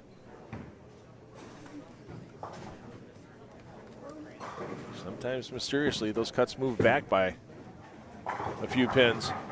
And oh, the third effort by the 6 pin takes the 10 out for Balzer. Schleba most likely going to be collecting his check and heading out after he's done. He's 53 outside the number and not doing a lot here this game. Samoa, though, finding some issues. 55 in the 4th, working on a spare.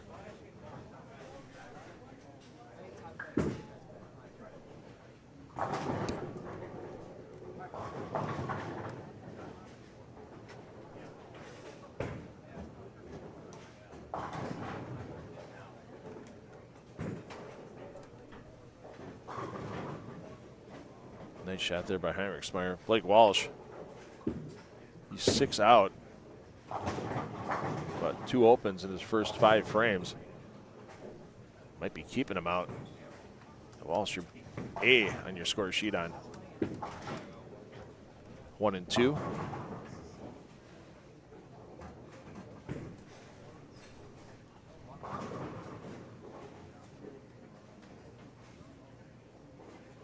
We give you the radio call on Balzer as Walsh fires. And Balzer went high, left the 6 pin. So that's going to be the end of the attempt back for Balzer. But he had a nice run game, 8 last night, just to make sure he stayed in the cut. And then gave it a run here in game 4 this morning.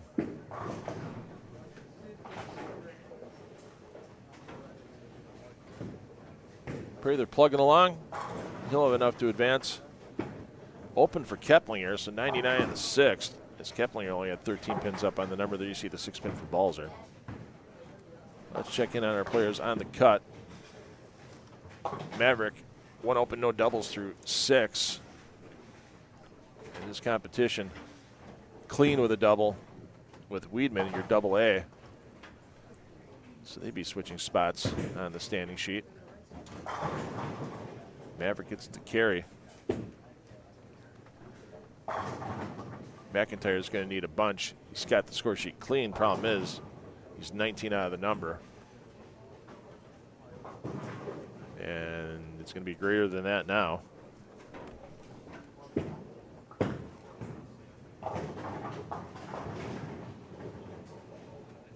Furukawa finds a little trouble. Gens is going to need to strike a ton. He's 43 out, and he's already got one open on the scoreboard.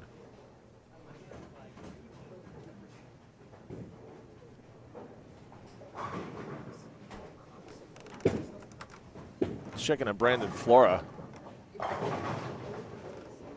Wrap 10. Day just keeps getting worse for Flora, as he's fallen outside the number. He's 9 out of the cut currently. He's clean, no doubles through 6. Needs to keep it clean and find some strikes at the end. Dombrowski's easy in, pats himself on the back. Let's check in on our players on 1 and 2. We know Johnson's not going to be advancing. Smallwood in some serious trouble here.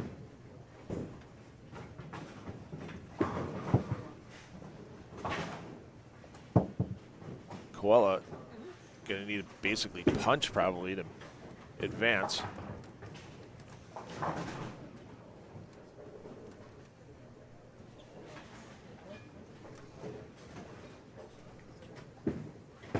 Walsh is going to need to start striking as well, even though Walsh is just 6 out of the number. A couple players right behind him starting to put some scores on the board. Smalls can't get the 4 to go. Keplinger looking for the bounce back, not going to happen. Lucky the 10 went. Maverick, big double there to throw the pressure right back on top of Weedman.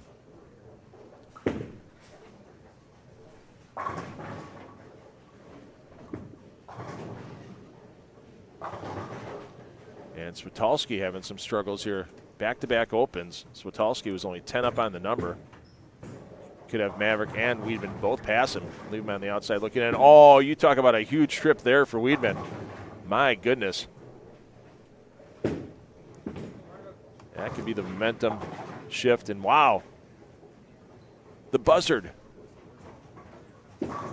makes the appearance on the scorecard for Switalski at the fully inopportune time.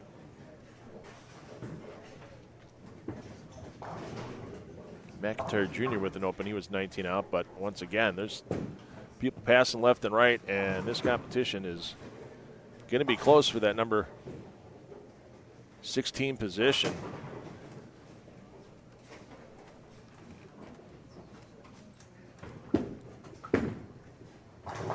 Let's check in on our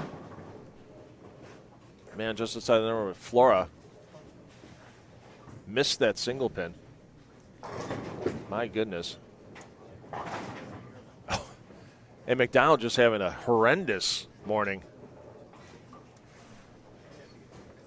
He's going to max out 189. He's got enough to stay in, but he's going to be in the lower half of that top 16.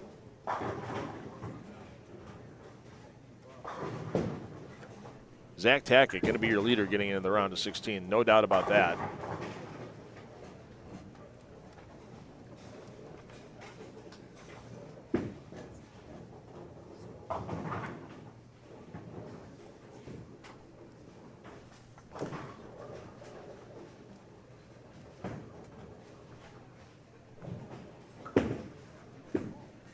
Schleba. Yeah, that's going to end 4. That's going to end the day for Schleba. His chance to advance gone. Coella's got some work to do, but Coella was 24 out. Pray there's an easy in on that pair. A.J. Johnson finally gets them all to fall after 6 consecutive spares. Checking on Keplinger. Leaves a 10 pin.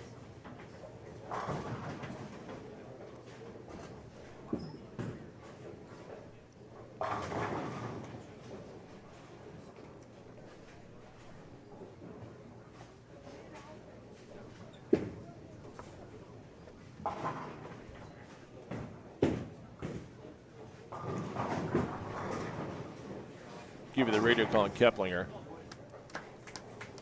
As Maverick struck in the 9th, Weidman crossed over, left to 5-9.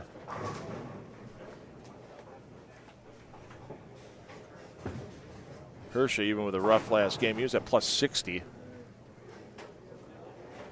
So if he opens, now if he opens, he'll be in the plus 20 range. So Hershey's going to need a mark to make sure he stays in.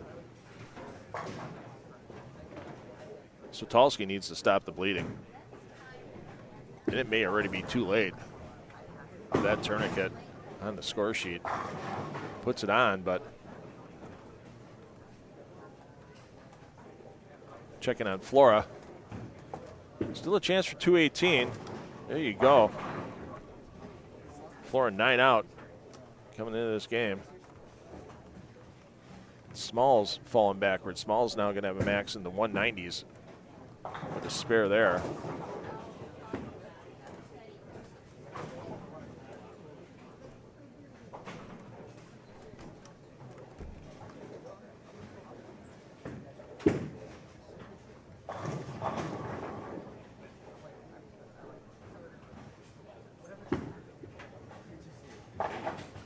Gets the cover. Let's check in on Gens. Gens 43 out. But working on a bunch. Mandatory strike mode for Gens.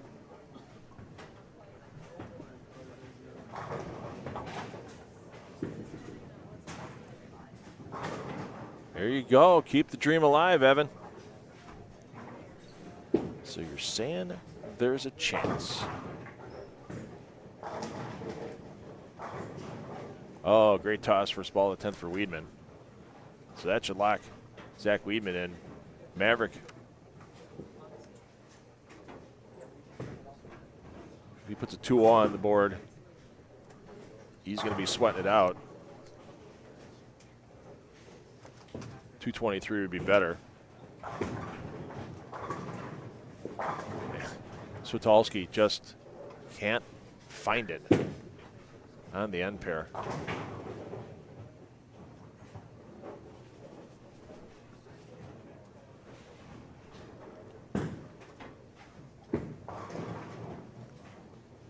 Huge break there for 9. So 2-0 is going to be a sweat for Maverick. Blake Walsh was 6 behind.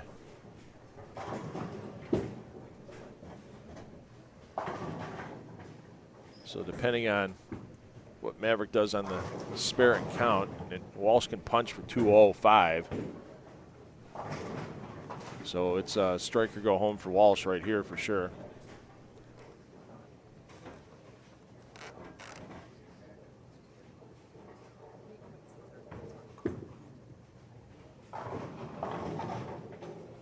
I pray they're not happy with that shot. Pray they're getting in the next round.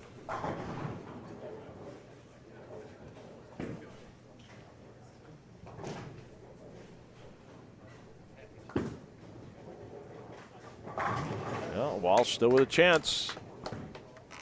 Here you see Maverick got the spare. Gens with a re-rack. Clear Deadwood.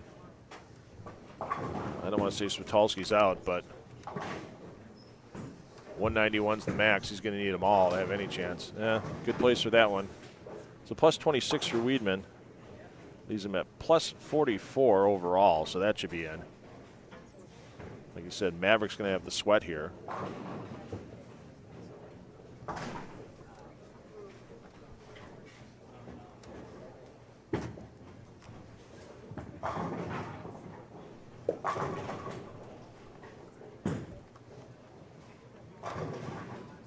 Maverick 201. So that's plus 21 for Maverick.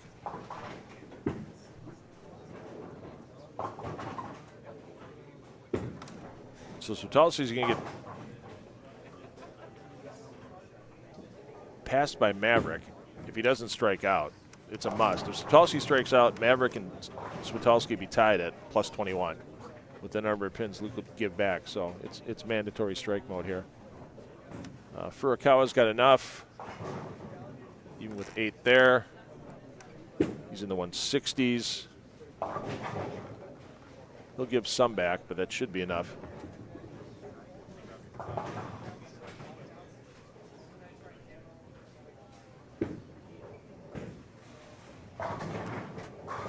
Well, Switalski, as we said, if he strikes out, he ties Maverick, whether it's enough to stay in overall. Wow, Hirscher barely hits the left side of the head pin. And that just got interesting. Hirscher was plus 60. McCormick, he'll be okay. Again, still with an outside chance. Oh, Furukawa with the miss. Yikes. 156, so he loses 44. Wow, that drops Furukawa down to plus 9. Wow. That's a changing of the guard, turning of the tide, whatever you want to use in that particular spot. Boy, if Gens can strike out, get to 258, he's going to have a chance. And Hirscher can't convert. So Hirscher gives back 40. He's at plus 20.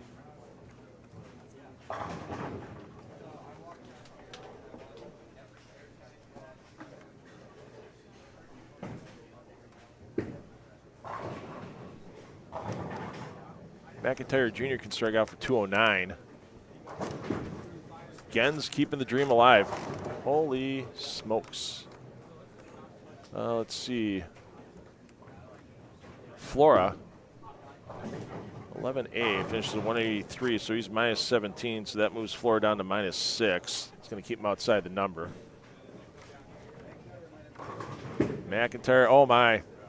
Wrong time for that for McIntyre. And that's probably going to keep him on the outside looking in.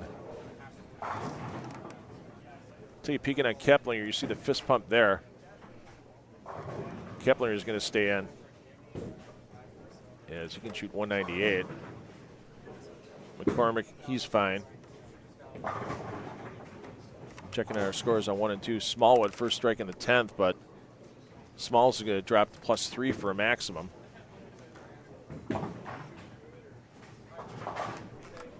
Coella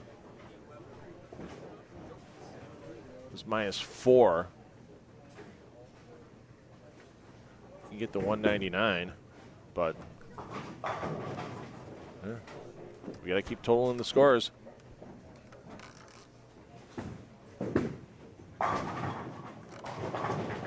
Oh my, that could be the end of the day for Smallwood. Switalski must strike, must strike.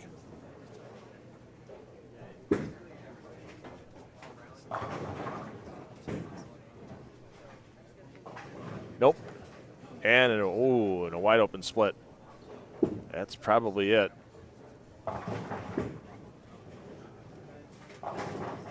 Walsh, 184 moves him to minus 2, so he'll stay most likely on the outside looking in.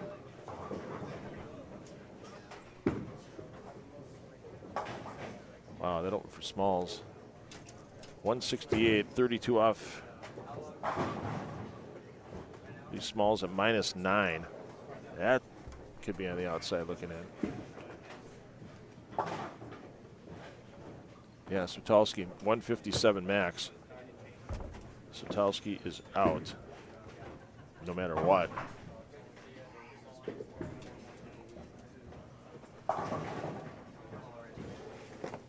Keplinger did finish at 198. So that leaves Keplinger at plus 31. That leaves him safe. Heinrichsmeyer well safe. Let's check in on Sterner's score. Sterner at 150, so Sterner out.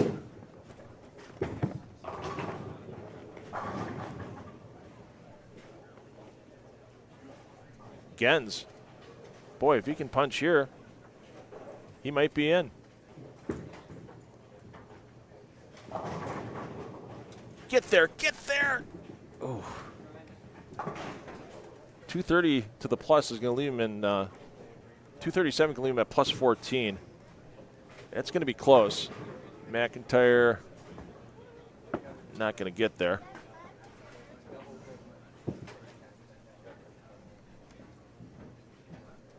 Coelho finished at 199, so he's at -5.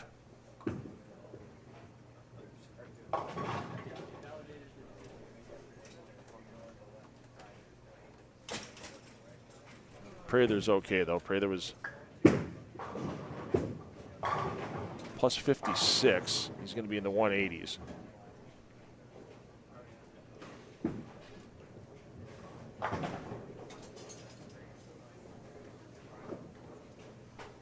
Let's check back in on Gens on that spare. Yeah, 137. If you can get the plus 14,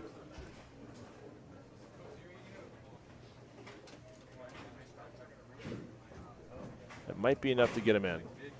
Okay, Sutalski is out. Smallwood is -9, so he's out. Gens, as we said, 237. Give him the plus 14.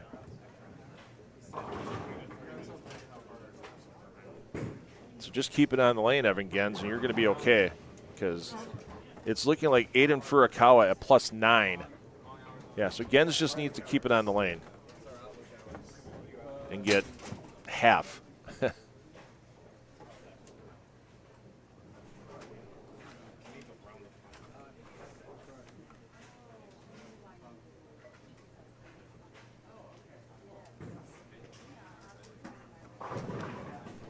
That's more than half.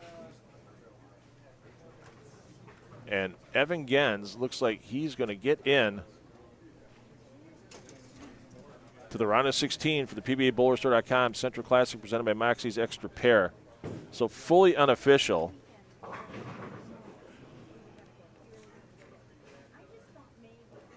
Gens in, Weidman in, Smallwood out, Switalski out of your previous top 16. Cut unofficially, Aiden Furukawa at +9. So in no particular order, your players advancing into the round of 16 are going to be Zach Tackett, Brett Lloyd, Trey Heinrichsmeyer, Rick McCordick, Ethan Fiore, Sam DeWitt, Patrick Dombrowski, Darren Bloomquist, Ethan McDonald, Corey Hersha, Chris Prather, Aiden Furukawa, Alec Keplinger, Bailey Maverick, Zach Weidman, and Evan Gens. Once again, your cut's going to be Furukawa at +9, fully unofficial. We'll get the scores verified. We'll have a special guest in the booth momentarily, and we'll talk a little bit about Leaf trading cards during the break here before the round of 16 competition begins. Central Classic presented by Moxy's Xtra Pair. Give me a few moments. I'm going to get those score sheets added up, turned in, verify the scores, bring your top 16 advancing to more bowling action this afternoon. Just as an FYI,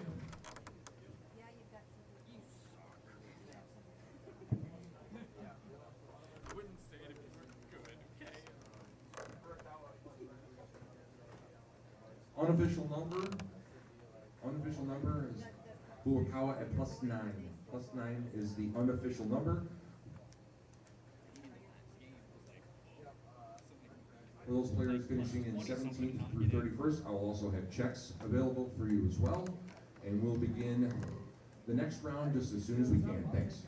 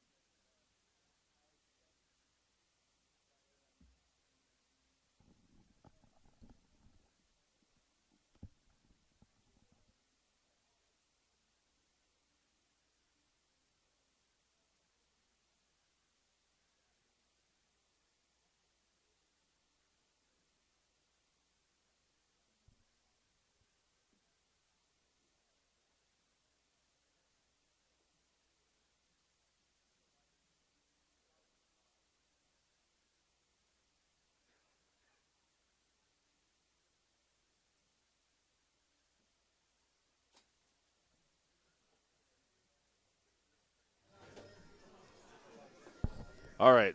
We're going to get Taylor Tussing in the booth in a minute, but Mr. Marshall, I did not give anybody a pass last week. That was nothing but a flat fact. Those pin setters at Community Lanes in Minster do run quite a bit slower than most Brunswick pin setters do. Was it unprofessional? Sure. I've seen a dozen unprofessional things this week. They just happen to not be caught on camera. So don't judge Mr. Prather off of last week. 99 times out of 100, that ball simply just makes it into the pit and doesn't need a human-assisted ball return to make things clear the lane. That's my 2 cents from $2 on that. Taylor Tussing in the booth with me. We're going to rip open some PBA Leaf trading cards in just a minute.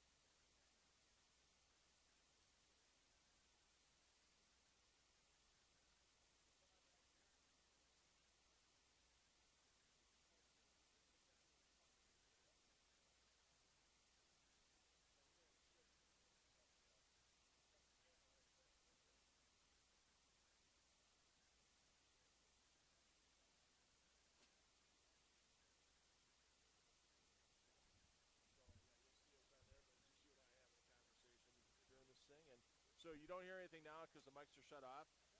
You'll hear it when they come in. If you need to cough or sneeze or something, tap me on the shoulder. I'll pull the sliders down, bring us back in. So, and you're going to have the honor of ripping that open and showing us what you got. So here we go. Ready? All right.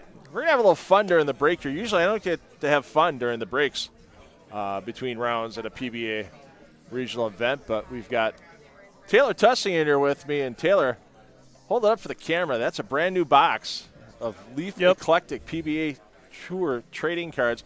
Is this your first set of the Leaf cards, or have you gotten the couple of previous editions as well?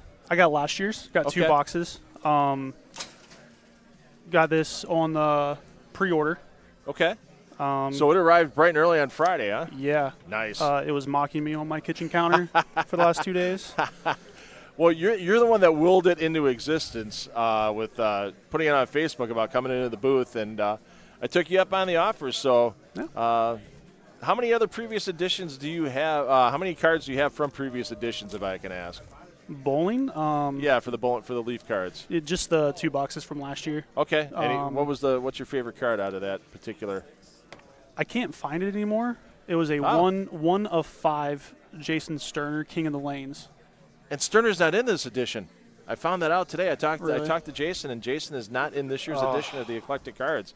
So, yeah, you could have had a signature on the signature today if you wanted to, if you had the card yet. So you have to do that search at home. Yeah. I've been looking for it for about a week. Okay. I messaged him about it when I pulled it. He was busy with moving and with his kid. Yeah. Fast forward to about a couple weeks ago, he posted a video. He had a 6-inch layout.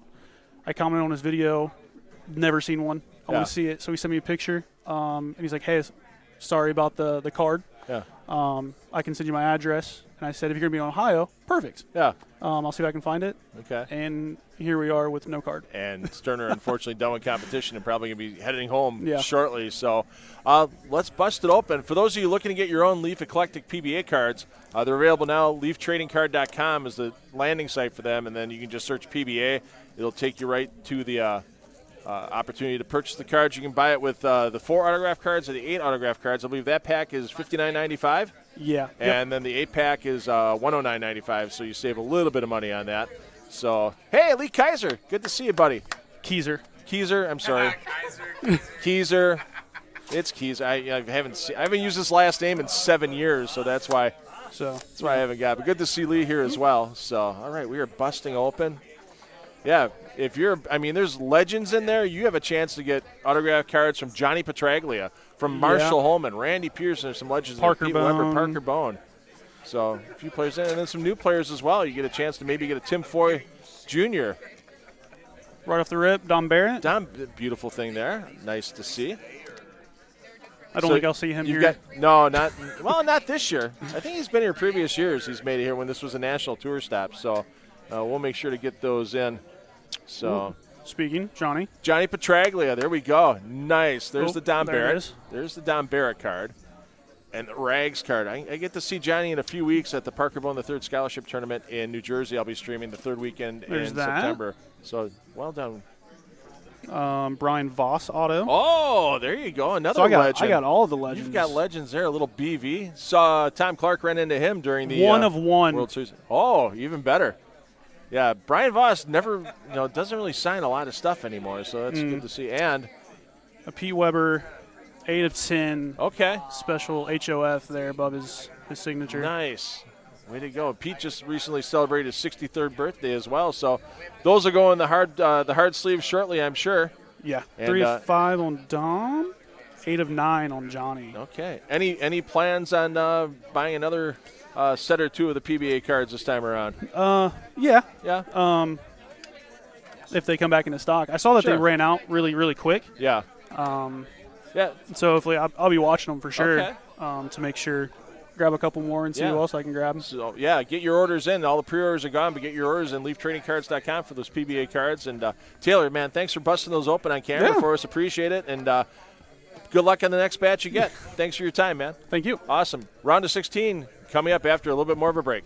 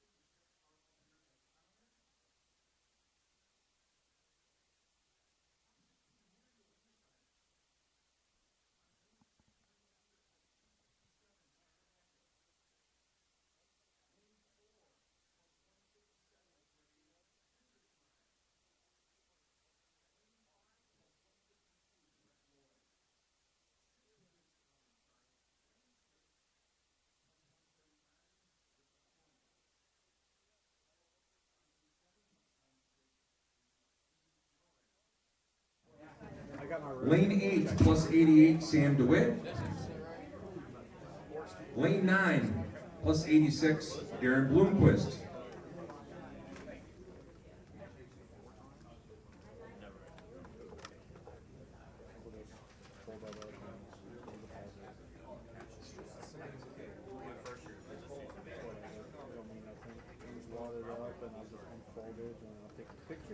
Lane 10, Patrick Dombrowski plus 73. Lane 11 plus 44, Zach Weedman. Lane 12 plus 41, Ethan McDonald. Lane 13 plus 31, Alec Keplinger. 14 plus 24, Chris Prather. Lane 15, actually we had a tie. At plus 21, Corey Hirsch is on lane 15, and Bailey Maverick is on lane 16. Lane 1, plus 14, Evan Gens, and 16th on lane 2 at plus 11, Aiden Burukarwa. We're going to give the players a few moments to head down to their respective pairs. We'll begin practice in just a few moments. All right, thank you, Bobby Jekyll. There you got your lineup of your players. We'll go through the lineup as well once players are complete with practice here at Pla Mor Lanes in Coldwater. For the PBA BowlerStore.com Central Classic presented by Moxy's Xtra Pair. I'm $2 Phil Brylow taking you through all the action all day long. 3 games of bowling for these round of 16 players to go with their previous 12-game totals. And once we have 15 games in the books, we will cut the field down to our top 8 players that will advance both 2 more games with pinfall carryover. And then we will get to our stepladder finals starting at approximately 5 p.m. for that start time. Maybe a few minutes later we'll know as we get closer to the event. Also, don't forget, still players in contention for the Brunswick Cup presented by WCSM Radio. $10,000 in bonus money available to PBA players that bowled the Kremer Roofing Classic in Minster last weekend, the Dave and Diane Kill Open in Delphus on Wednesday and Thursday, and this BowlerStore.com Classic here in Coldwater. We will give you the full update. We're verifying the points assigned as you get 1 point for each player that you beat in the field, which means all players in this round are going to have at least 77 points added to their previous totals from the first 2 events. And we'll let you know during game 1 where the Brunswick Cup standings are at. Practice starting. We'll be back after practice is completed here from Pla Mor Lanes.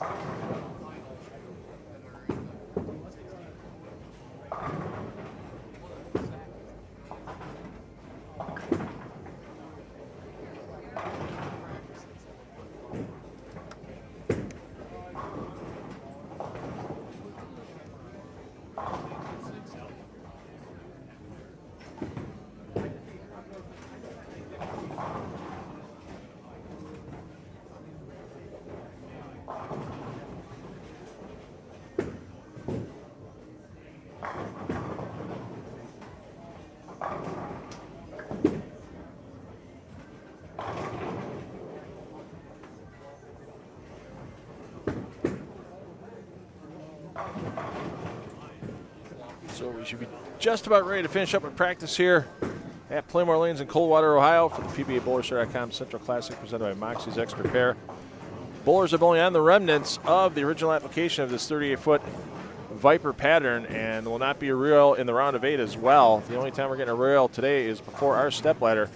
4 players will be in that stepladder. 1 minute remaining, bowlers, 1 minute. That is scheduled to start at 5 p.m. Eastern time. We'll keep you updated on that start time as we make our way through the rest of the afternoon here. As we know, as the blocks go on, scoring gets tougher here in Coldwater at the toughest little house on the regional tour.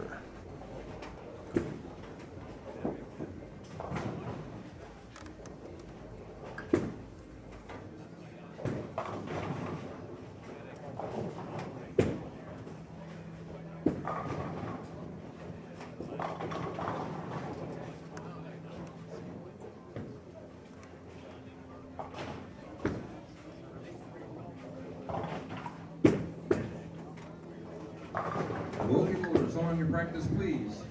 Each cycle those spin centers of the first ball cycle. Spectators and fans, as a reminder, please turn off your cell phones, place them on silent mode. No flash photography, no flash video, or signing out our string competition. Bowlers are greatly appreciated.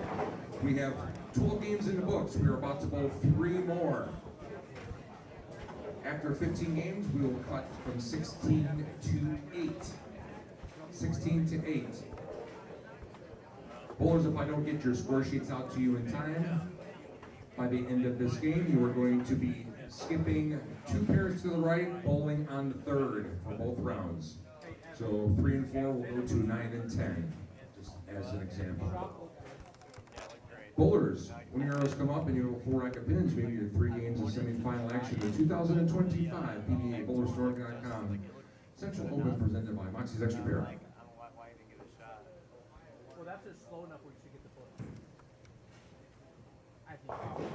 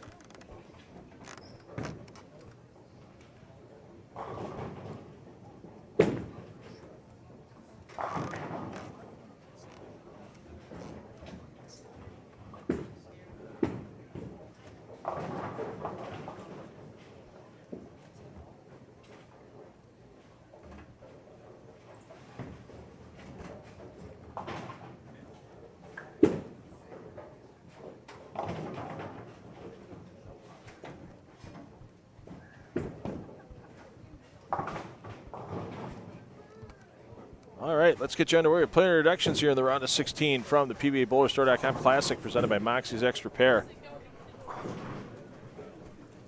Your bowlers on 1 and 2 are your players that finished in 15th and 16th positions after our cashers round today. Evan Gannon's big last game got into plus 14. He's your bowler A. And the man on the cut number, Aiden Furukawa, he's your bowler B on 1 and 2. Next door is your leader, Zach Tackett, your bowler A. At plus 267, 110 pins up on Trey Heinrichsmeyer. Heinrichsmeyer at plus 157 in second.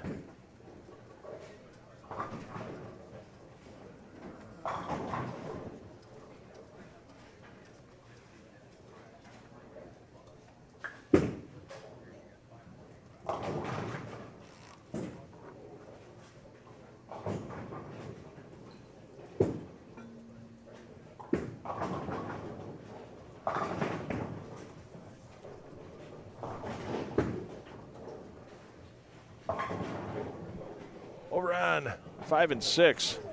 And how about that? Wait. Someone didn't get cold watered? Hold on. Something wrong.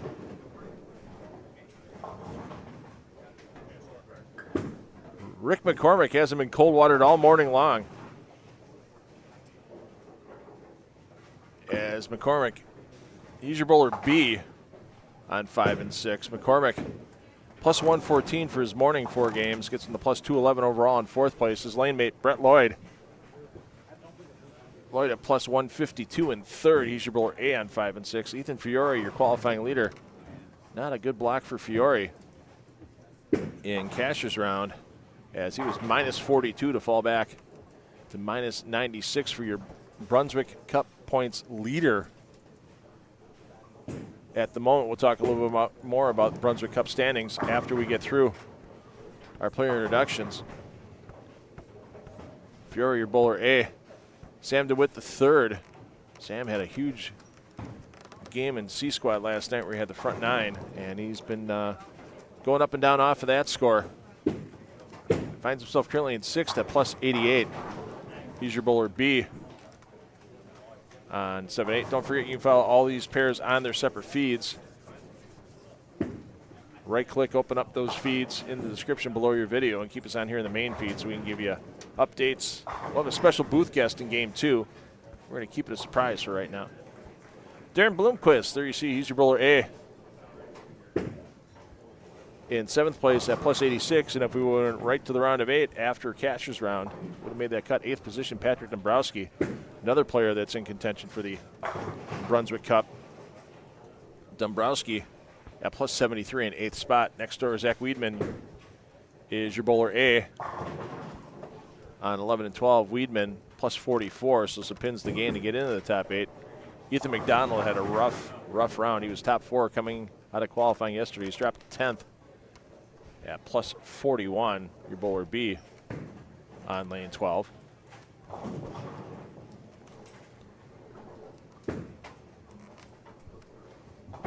Ella Keplinger, huge block this morning, as Keplinger uses a 288 game in Game 3 on the front 10 to get the momentum to get himself into 11th at plus 31. And our final 2 players still in Brunswick Cup contention on that pair on 13 and 14. Keplinger's your A, Prather your B. Prather 7 pins behind Keplinger in the standings, 12th place, plus 24. Bailey Maverick 13th. Corey Hersha 13th at plus 21 for both those players. Maverick your B, Hersha your A on the scoreboard.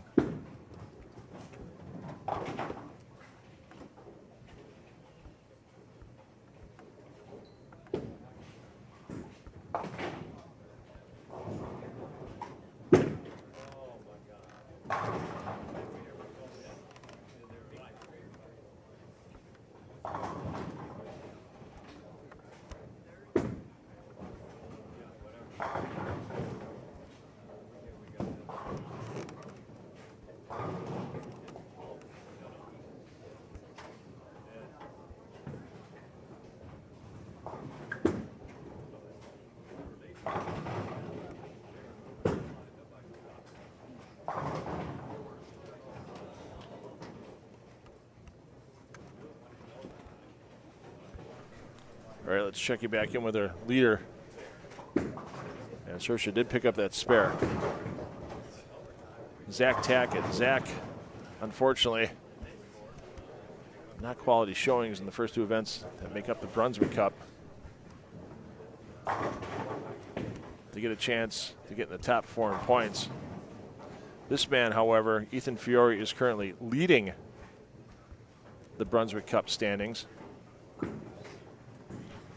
There you see the prizes available. There's 4 players still alive for those 4 spots. So everybody that's in this round with Fiore, Dombrowski, Keplinger, and Prather, those are going to be your 4 cashers. It's just a matter of what position they end up finishing in, as Fiore trying to get himself back into the top spot with the front 5 here in Game 1. And Brett Lloyd finding some trouble. So if Fiore advances into the round of 8, he locks it up. Even if he finishes in 8th place in the round of 8, and Patrick Dombrowski won the BowlerStore.com Classic, Fiore would have a 1-point advantage in the total points for the 3 events. to make that happen. So Fiore's coming into this round with a 9-point advantage over Dombrowski. He's 14 points over Keplinger and 20 points. So Fiore can't fall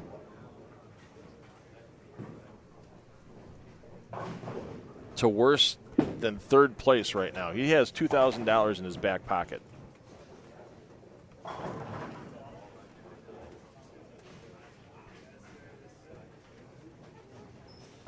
Because he has a 20-point advantage over Prather in fourth currently. And there's only 16 points available, obviously, with 16 players left in the field. So that leaves Prather with no chance at first place without Dombrowski falling to 13th or lower in the standings, and Keplinger falling to 7th or lower. That's the only way that Prather can get up into second place. Prather cannot win the Brunswick Cup and the $4,000 that goes with it, but he can get up into second place. So once again, all those pair feeds available to you. We're going to stay here with Fiore until he stops striking. And at the rate he's throwing sometimes this weekend, we may be here whole game one.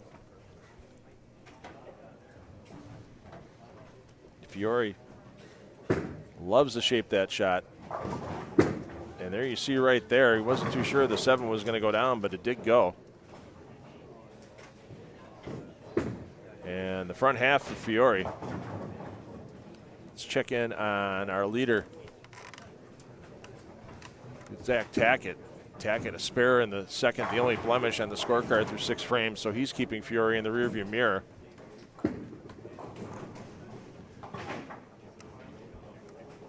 Zach Tackett doesn't have to worry for the moment about Fiore catching up to him, as he has a 171 pin advantage over Fiore in 5th place. But you know Tackett's got to keep piling on the pins because you don't want anybody getting close, and you don't want anybody taking a #1 spot from you once you get in the stepladder. Tackett 110 pins up on his lane mate, and you saw that ball hit the lane, and that ball instantly jumped left. He found a patch of the lane where that Viper pattern's been burned away. And there's the front 7 for Ethan. He is got it rolling now. Once again, as we said, his morning block of 4 games, subpar. 183, 208, 186, 181, and he's already got those 180 games beat now with the front 7. How about it, Zach? How about it, shooter? There you go. Sam DeWitt, 51 pins outside of 4th place. That's the number everybody's looking at eventually, as the top 4 will be the ones going into our stepladder this afternoon. And another salute from the pins here at Coldwater to Sam DeWitt.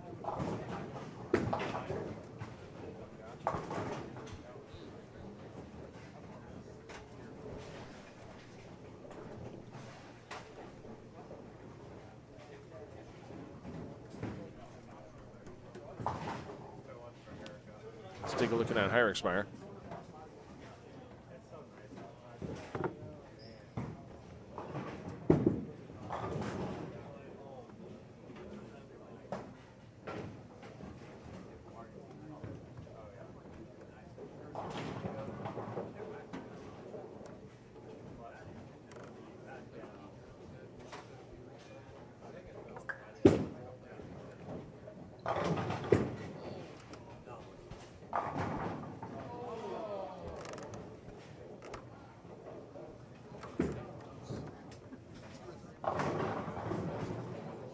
Well, you saw it there on lane 7 on the right side of your screen as DeWitt gets full Coldwatered. Will he get a bounce? A little tease, but not even close to enough. As Heinrichsmeyer, after the first frame open, he's kept the score sheet clean, but you know he's hearing footsteps from Fiore.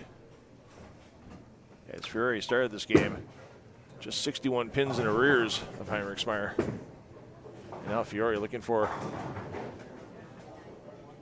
the excellent 8th in a row on lane 8.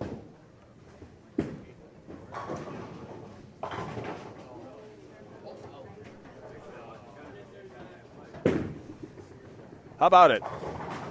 Oh, that's 6-pin, yeah. You see by the reaction from Ethan on the way back, he knew that wasn't going to make the full climb back into the pocket, but still a great start as Fiore once again, not just trying to get into the stepladder, but trying to not lock up that $4,000 top prize in the Brunswick Cup points list. And once again, thanks to our friends at WCSM Radio for all their help putting the Brunswick Cup together and being our presenting sponsor.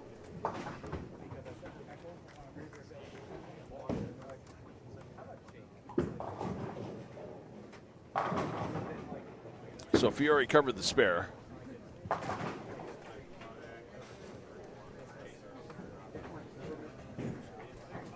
Let's see what Tackett can do foundation frame.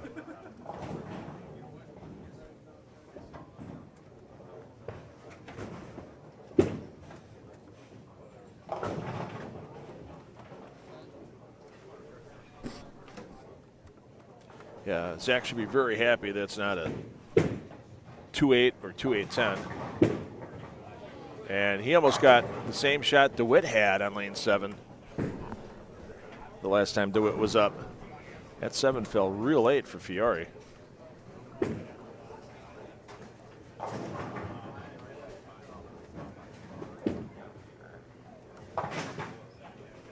So Zach Tackett's going to maintain a pretty decent lead, but it looks like Fiore's going to leapfrog a few players. Might not leapfrog McCormick, as there was about 43 pins between the two. McCormick can still get to 252. But Fiore going to get himself back inside the top 4. Got some housekeeping to do. Your lane movement for your players this game. Skip 2 pairs, line on a third, so 5 and 6 are going to move down to 11 and 12. 7 and 8 move down to 13 and 14. We thank everybody for joining us this afternoon here at the BowlerStore.com Classic presented by Moxy's Xtra Pair. I want to thank everyone that's tuned in. Hey, let your friends and family know. Let your friends on social media know that they're able to watch PBA bowling this weekend for free on the PBA YouTube channel, especially when we get to our stepladder with $10,000 up for grabs for our champion. Go along with all that Brunswick Cup prize money, another $10,000 to be distributed between the top 4 players on that points list. Once again, skip 2 pairs, land on the third. For those of you double tabbing us for watching your favorite player, and we'll see you back here for game 2 with a special guest.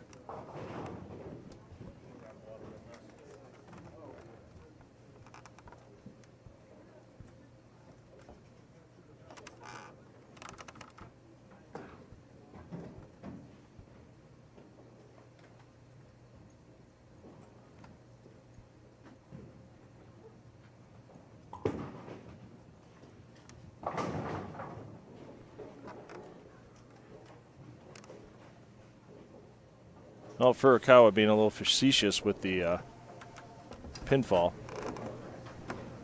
That is opening shot. Let's get you down to your leaders and your third and fourth place players coming into this round. Zach Tackett, your bowler A, yet to throw on 9 and 10. Trey Heinrichsmeyer, your bowler B. Tackett with a pretty commanding lead at this point. We'll get you that scoring update momentarily. The live scoring link is available to you at the top of your chat box. I'll have a special guest for you in the booth momentarily. Looking forward talking to this gentleman all weekend long. Been talking to him off air, just haven't had a chance to talk to him on air. It's going to be a good time.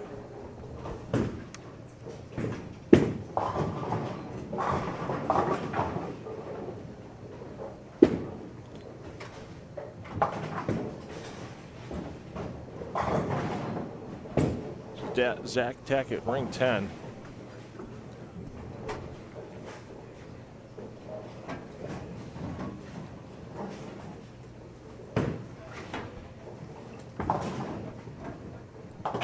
You see Ethan Fiore, big game one for Fiore. He's going to move up in the top 3. It's currently in 5th place coming into the round. Here's his first toss on lane 14 here in game 2 of this 3-game round to 16 block. And welcome to Coldwater. 8 different centers in one. Making an educated guess to pair the pair. If your execution was right, then you know the move you need to make and possibly be successful.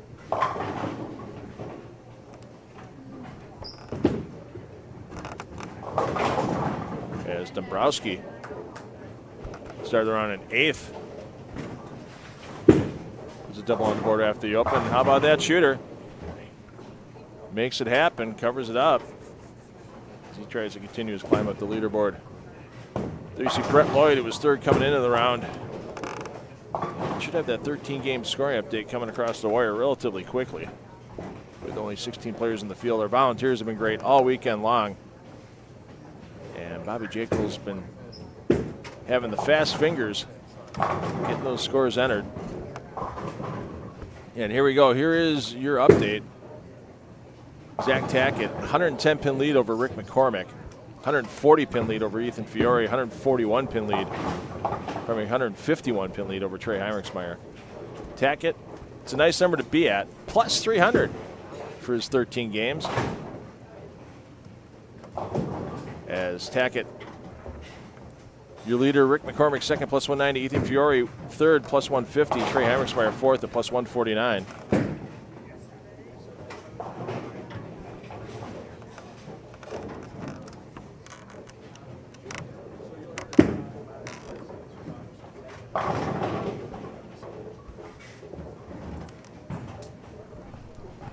Fifth place, Brett Lloyd, plus 112.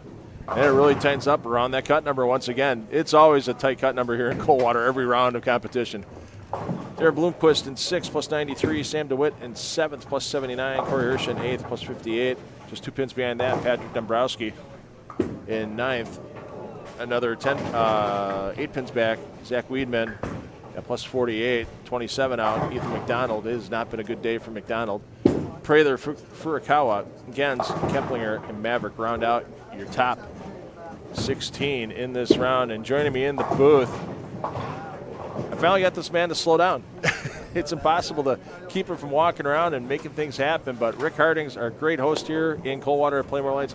Thanks for taking some time to join me in the booth. Yeah, no problem. Love to be on, and thanks for asking me. And yeah, we're just getting ready. Our next step is try to get ready for the Champions Party tonight. So we're just setting some things up. So. Yeah, out on the patio. It's a gorgeous day. I don't think all the times I've been here, I don't think there's been a bad day for the Champions Party on the patio. You guys have a contract with somebody upstairs that makes things happen for you for those champion patio days, because they're always really nice. Yeah, things just cooled off just fine for us, and yeah, a lot of our staff and our helpers that helped all week and weekend to get ready for it, and to tear down tonight. We try to get everybody to come back and enjoy a nice meal. We do some fun pizzas and just some boneless wings, and just try to give back to them for helping us, and just kind of just relax and kick back and just kind of reminisce about the whole week and weekend went. Yeah, and then first thing tomorrow morning, I'm sure probably planning for the 18th annual BowlerStore.com Classic presented by Moxy Extra Frames going to start. Yeah, I don't know. Yeah, well, it'll be in the back of my mind, but we do start league tomorrow night. Oh, so okay. when I get in tomorrow morning, we'll finish a few things up from the regional and just close some things up, and then get ready for the league tomorrow night. So yeah, it's a quick turnaround, but wouldn't want it any other way. And I'll tell you what, you can't have a great event with a PBA regional like this without your sponsors. And once again, I'm going to get this scroll going. I mean, there's 73 sponsors all together. If we had the scroll going for all the sponsors, we'd be done with Game 2 before it finished. But we've got your diamond, your platinum, and your gold sponsors here. Plenty of silver and bronze sponsors as well. What's the success for having the community just support this event year in and year out in Coldwater? Yeah, we're very fortunate. When we first did it the first year, we went out, my wife and my dad and a few of other staff people went around, and we just tried to tell them what we tried to do. We wanted to try to hold a PBA regional, and this is how it might go. This is what our plan was, and they all believe in us, what we try to do, and just to try to get back to the sport and also get back to the PBA guys. Gosh, it was not easy the first year or two, but it got a little easier as we went, because they see the success, they see what's going on, and then the guys that do come and come in and participate, they just think it's a good thing. And so every year it's gotten a little bit easier. So a lot of them have been on board for 17 straight years. We get new ones coming in every year, and I got people asking me to, hey, remember me next year, which is awesome. Yeah, it just helps us out more. But some things change, some people back off. It's no big deal. It's just they gave for a while, but we have a lot of bowling centers in our area that really believe what we're doing, and the sponsors get they get their armbands to the corporate tent, which is a nice perk, and then they get some pro-am spots for the Friday night youth or adult pro-am. So our numbers were good this year. Again, we had like 58 youth bowl at this past Friday, and we had like almost 70 adults bowl. So yeah, full house, right there, no doubt. As you see, Heinrichsmeyer with the little hip shimmy, and something new this year with Delphus Recreation Center coming on board and the Kramer Roofing Classic moving back to a weekend. The Brunswick Cup, presented by WCSM Radio. Who came up with the idea for the Brunswick Cup, and how'd you guys manage to get all that money for the $10,000 prize fund for that top four? Yeah, truthfully, last year the Linus Open, we got done playing at the Mercer County Elks last year, and we gave all our door prizes away, and we just kind of sat there with Doug Davidson and his son Michael and some of his workers from BowlerStore.com, and some of our guys, some of our people from Pla Mor Lanes here. We just sat around a big circle and just kind of like. It was after our event, so we just taking a deep breath and just kind of just talking. So like, how can we make this better next year? How can we get Community Lanes and the Kramer Roofing tournament on a weekend? Because Doug and Lori over at Community have always been Thursday, Friday, Saturday, or Tuesday, Wednesday, Thursday, yep. And then we jump on Friday, Saturday, Sunday.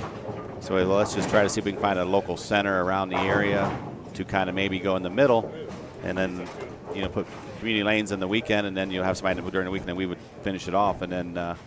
Delphus' name came up right away because Kevin Kill's a new proprietor the last couple of years, but Bruce Van Meter, the prior owner, ran PBA 50 regionals for 15 years. Yeah, we streamed an RPI from Bruce's place a couple of years back as well. So yeah, so we kind of reached out to Kevin. I didn't really know Kevin at the time. I just through a few friends kind of got me his number, and then we kind of had a couple meetings with Doug's side of things and me, and from here at Pla Mor, and then Kevin and Katie came over and. Kind of discussed this is our plan. Now we got to come up with money. How are we going to do that? And then Doug reached out to the Brunswick Corporation and got them to get on board. And then I had a local bowler, Brent Selhorst, the owner of WCSM Radio. He bowls, his wife bowls, his kids bowl, and he just loves this event. He's a big sponsor of our event, but then he goes, I'll give you a little extra for the Brunswick Cup when I told him, because he said this is going to be awesome. Yeah. So then the other 3 centers they'll pitch in the rest of the money. But we did the sports memorabilia thing this year, which Kevin owns that, Play Ball Inc. So, we generated some extra money there that will go in towards the Brunswick Cup to try to defer the cost for us 3 centers, since we're putting a lot in anyway to get the PBA here. So we're going to see how that plays out, and then, we'll give our presentation to our champion of the day, and it'll be kind of cool to bring in the 3 proprietors and Brent Selhorst to give the extra money away to the Brunswick Cup. Yeah, just an incredible coming together of the proprietors in this area to make that happen. And, man, it's just incredible, the turnout this year for the players. A few new faces once again. Sometimes scheduling gets in the way, and we know we had some players going to Europe for the PBA guys, and EJ's, who loves this place, comes here year after year. Zach trying to hold the family name in this weekend pretty well. He's tacking, trying to keep striking here. How about that? A 6-bagger for Zach here. He's throwing the ball. 2. Yeah, he's throwing it really good. And, to keep the Tackett name going in Pla Mor Lanes is kind of cool. So, Zach's been bowling for years here, and it'd be kind of cool to see him keep bowling well. Yeah, absolutely. So, we're going to change up the pace a little bit, because I thought this was fun. I've done it in the past, and this year didn't get back in time to be a part of it, but I wanted to make sure people knew about it. This is a fun thing for the players to do and blow off some steam. The putt-putt competition on Thursday night at Pla Mor Adventure Golf behind the main bowling building here. Look at that gorgeous Adventure Golf course. How long has that golf course been out there now? 19 years. Okay. Yeah, 19 years. And then next year we'll be celebrating 50 years here at Pla Mor Lanes, and then we'll be celebrating 20 years at Pla Mor Adventure Golf. So, Thursday night was fun. We had about 40 local people, and those guys hitting right there, they're from Fort Wayne, Indiana. They drove. Oh, just about. Almost, yeah, I didn't get your ace, unfortunately. I didn't get any aces. Everybody had walked by and said, I had an ace 2 holes ago. I'm like, bad timing on my part. AJ. So I'm never going to play that Linus guy for on the miniature golf course for money, I'll tell you that, because he's a shark. Yeah, he's a good putter. Yeah, Ethan Fiore is going to stick with bowling, as you see. But he looked great at the camera going, you didn't get that, did you? And there's the great form for you, as that one came back off the bricks. Not quite hard enough. Yeah, so our course is set up. You see the bricks there, so if your ball hits the bricks just right, you get a good bounce, but if you hit them wrong, you kind of not get a good bounce, and it's not so good. Yeah, Linus goes, you got to hit that end brick, and then you're going to be pretty good on there. But what a fun way for the players to blow off steam. There's a little competition out there, too, because they did doubles teams, and there were skins up for grabs and some other prizes as well. So just a fun night for everybody to blow off steam, and the players and fans get to hang out with each other in a pretty informal setting. Yeah, absolutely. Yeah, we do like an optional. The skins are in it, but then you have an optional singles and an optional doubles. So if your partner's not very good, you can still make money at putt-putt. So it's a good fun time. We've been doing it for years. We get a lot of the community come out and just to try to play with the PBA guys, but they do get quite a few rounds in when they're not bowling. They're on A squad. They might go in. Some of the guys are playing 4 or 5 rounds after they got done bowling yesterday. So they're trying to conquer the course, but it's not very easy. It's a par 42. Harris Venture Golf out of New Jersey put it in 19 years ago. So it's not just a real easy. A lot of rocks and valleys and stuff like that, and waterfalls and rivers. And it's got to be great for the community here for birthday parties, for families and that kind of thing, because you get done, you can go out, play some miniature golf, come in, bowl a game, and eat pizza and have some pop while you bowl, and just have a great time. And you guys are really deep in the community here. It's not just this event every year that Pla Mor Lanes gives back for, is it?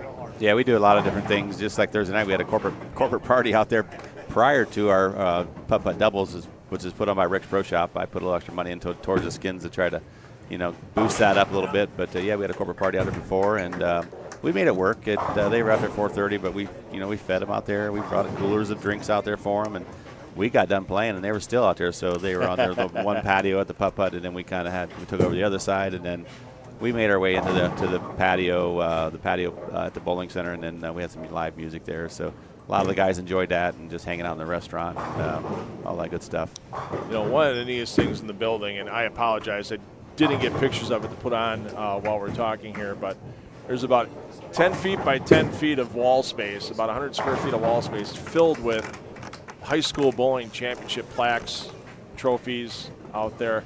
What's been the key for Coldwater being so successful for decades in high school bowling? I'm from Wisconsin. You see some schools have a couple good years, and then it goes down, and another school has a few good years.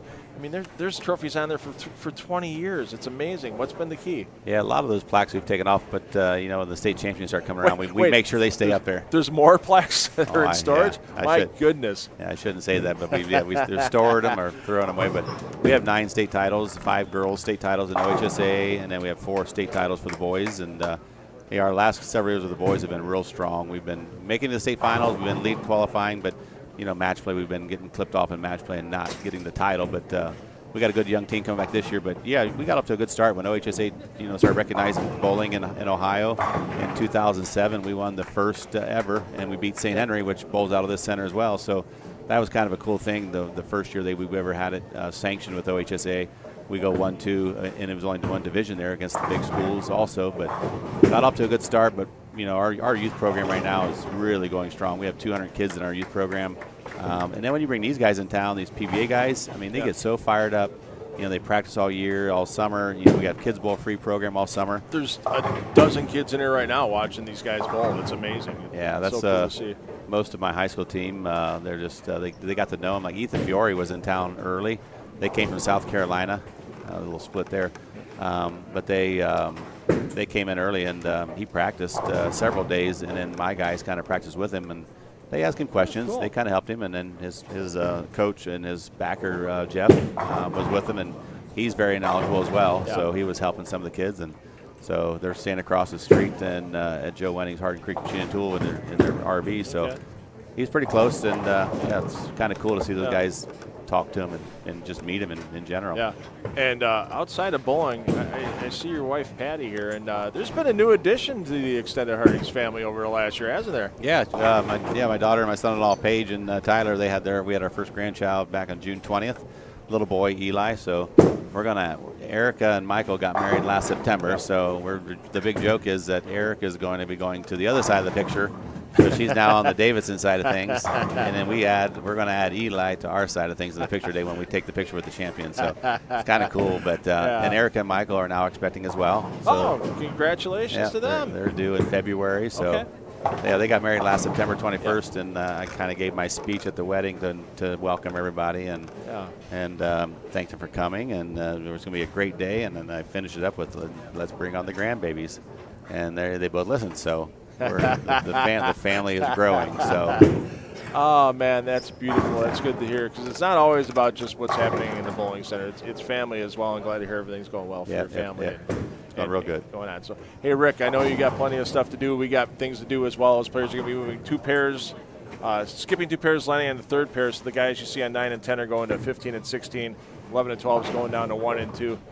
Thanks for your time. Thanks for bringing me in. And, man, this is I will not miss this event anytime I get a chance to come down. I'm coming down. Yeah, we do appreciate you even coming out and just getting us out there on YouTube, PBA YouTube channel. And it's awesome. So thanks for the coverage, and we'll finish this day off with a bang, and we'll keep you in mind in the years to come. Absolutely. It's going to be an exciting Stepladder, 5 p.m. Eastern, your scheduled start time. Thanks, Rick. We'll be back at Game 3 momentarily for the PBA BowlerStore.com Classic presented by Moxy's Xtra Frame. Extra pair. Sorry, Doug.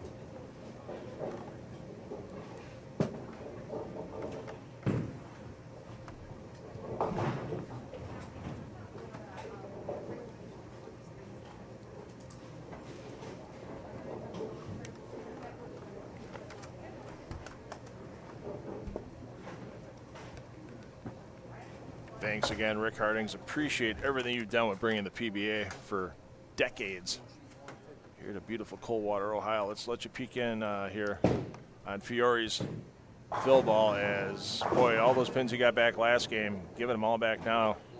The game in the 150s, 156. As Heinrichsmeyer with the double to get his third game underway.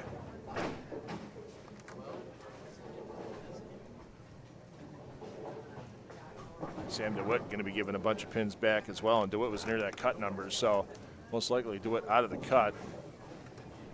I thought we were starting on 1 and 2 already. Let's get down and check on some players near the cut line. You see Darren Bloomquist. Bloomquist was 6th after our first game of the round of 16. Dombrowski was 9th. Weedman 10th.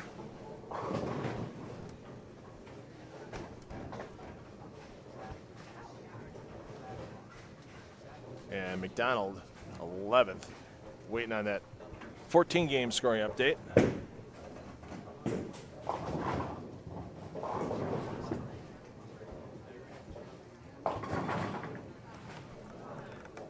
As DeWitt and Fiore are going to move down to 3 and 4. Lloyd and McCormick are going to be on 1 and 2, so we're going to bounce back between our top 6 here, and we'll take a peek in once we know players that are around that 8th place cut number. As Tackett already had a 110-pin lead. Looking to extend it. Tackett over 5th place right now was 188 pins. As DeWitt, wow, double whiff in the 10th. Yikes.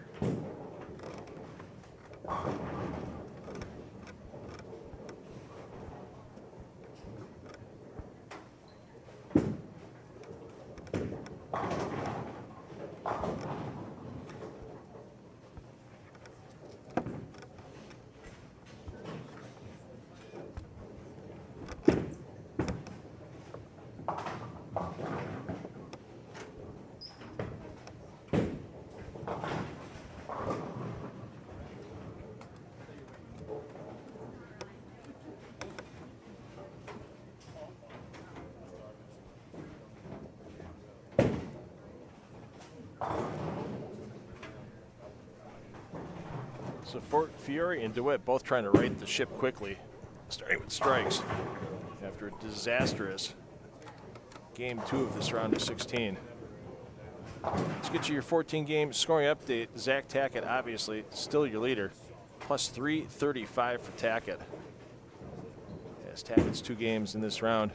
233, 235. He's yet to have a game today under 224 in his first 6 games. That's never easy to do here in Coldwater.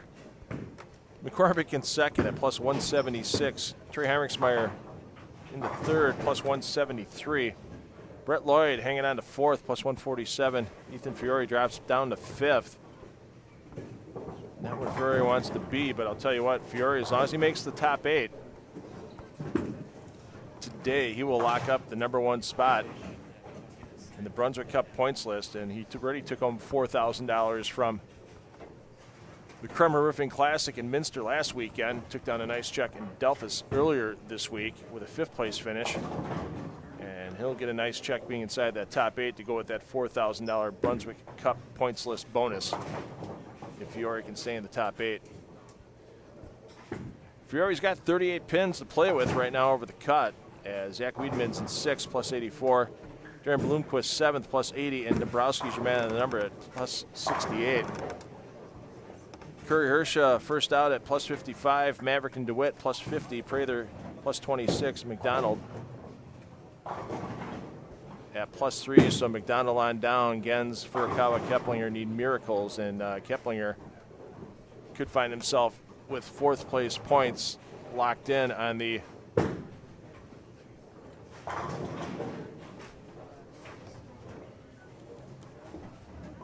Brunswick Cup points list.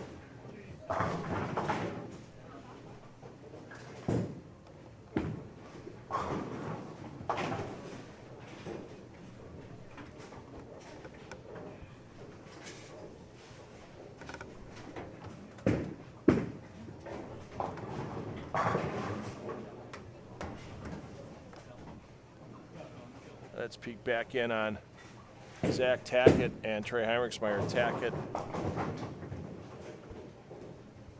we know he's advancing. Heinrichsmeyer, we know he's advancing, but Heinrichsmeyer trying to get past McCormick, pardon me.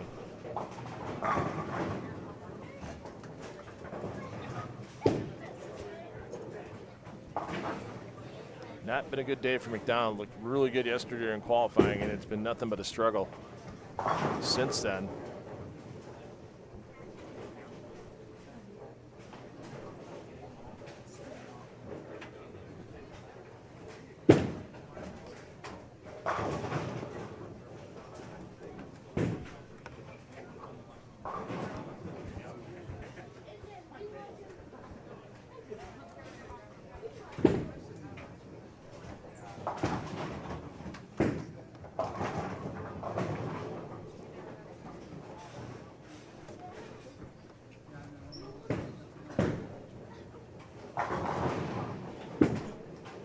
Wiedemann right now sitting in 6th overall, plus 40 for his 2 games so far this block. Back over to Lloyd, is Lloyd currently in 4th and looking to cut his deficit between McCormick and Heinrichsmeyer.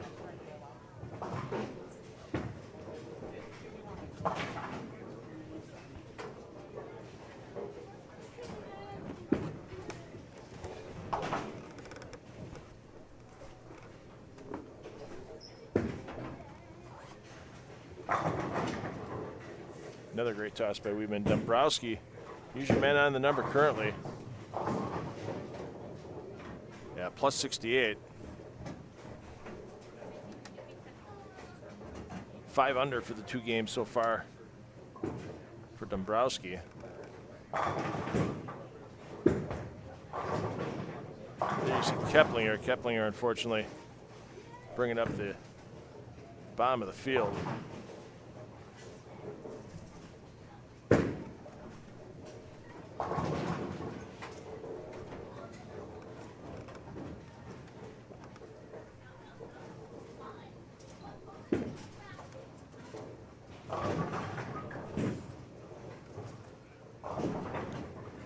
Prather. Yeah, it's going to be tough for Prather to advance. He's got a strike there, can still get to 237, but he needs to make up 42 pins on Dombrowski to get past.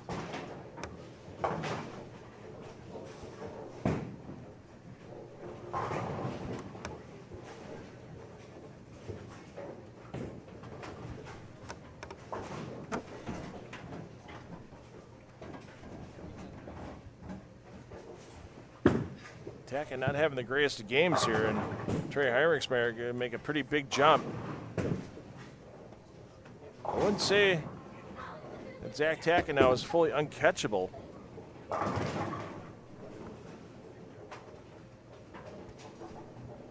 By Heinrichsmeyer.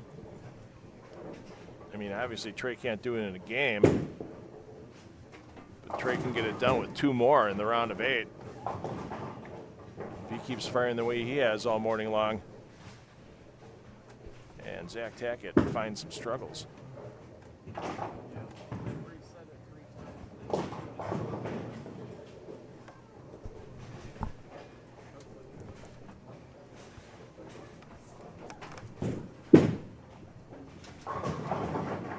Oh, in trouble for Fiore.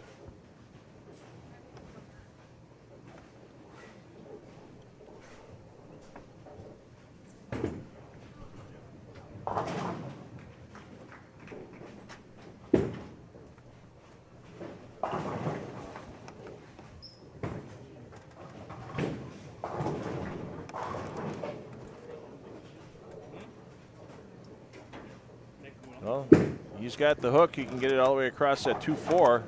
Doesn't quite do it this time. Up to Heinrichsmeyer as he tries to put 279 on the board. How about that? Watts, the young man. Two Rivers, Wisconsin. Lighten him up. Oh. Hello, Coldwater Police Department. Yeah, I'd like to report a robbery. Yeah, the victim's Darren Bloomquist. Yeah, he's about 5'8", kind of skinny. Not a bad-looking guy, but yeah, he just stoned an 8-pin.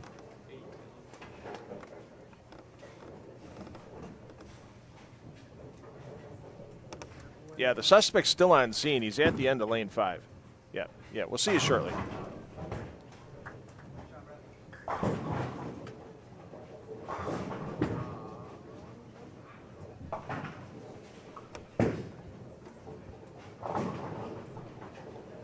So Weedman looking to lock in. He's in 6th, plus 84.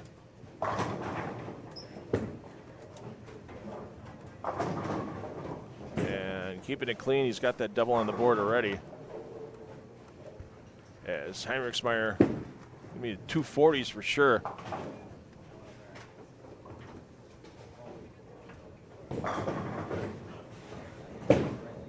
And he'll be in the 250s after that spare.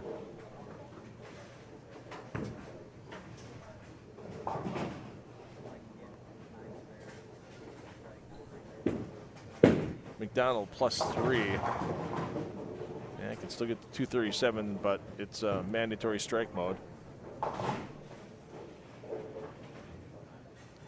DeWitt was 18 out of the number at plus 50, and he's having some struggles on 3 and 4.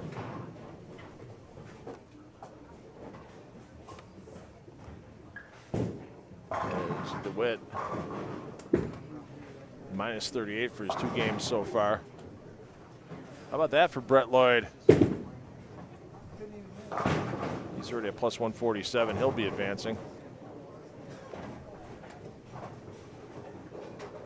It's looking more and more.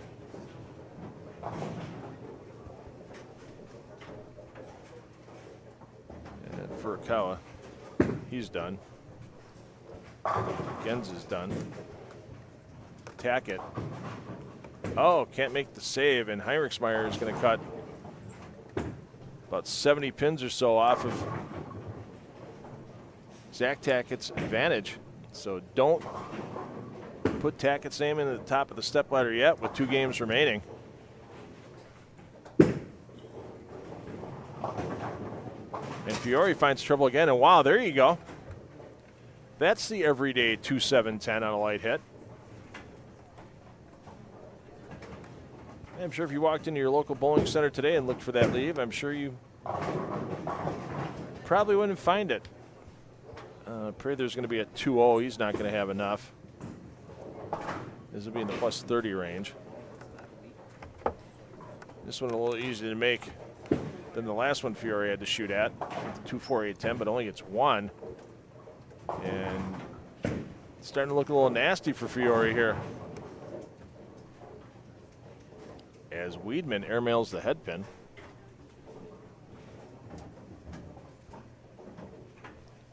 Let's get back to Keplinger. As Keplinger is trying to get to 242. Oh! Oh!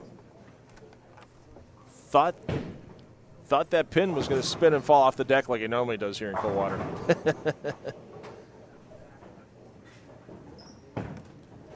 Maverick's going to need some help. Yeah, let's check in on Dombrowski.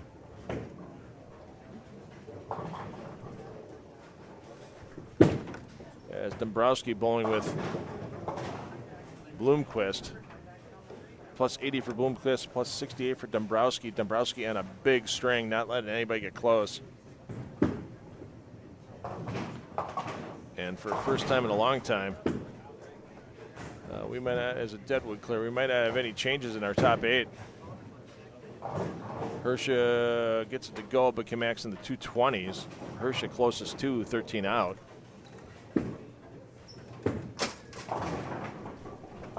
Back to Weedman. Weedman at plus 84, and he's already in the 190s, so he's going to stay in that plus 70 range. Hersha could catch him if there's an open. Maverick could catch him if there's an open. DeWitt not going to catch anybody. And the week 10.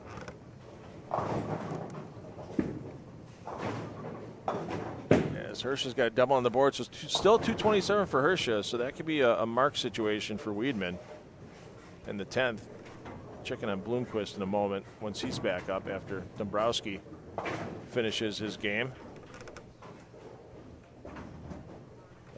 DeWitt has a maximum 113. Yeah, DeWitt's not going to get anywhere near. McDonald just threw on lane 8. And McDonald's going to max 2-0. Good cover there by Brett Lloyd.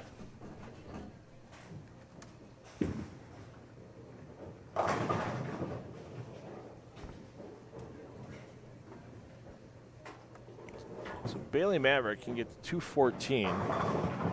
That'll leave him at plus 65. Yeah, he's going to fall short of Dombrowski.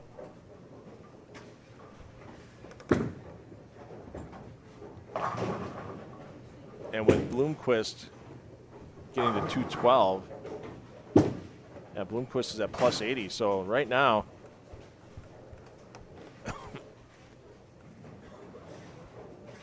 barring Fiore setting himself back with a bunch more opens,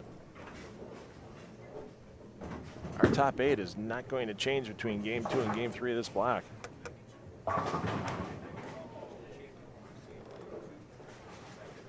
As Dombrowski with the solid 9-pin.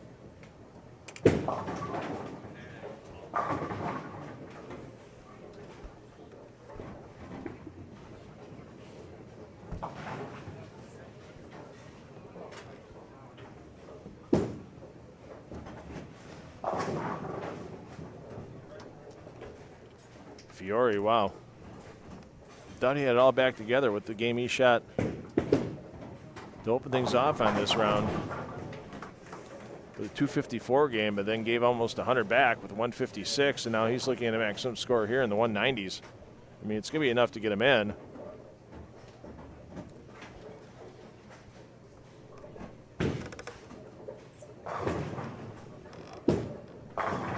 Bloomquist, that's going to be enough to keep him in,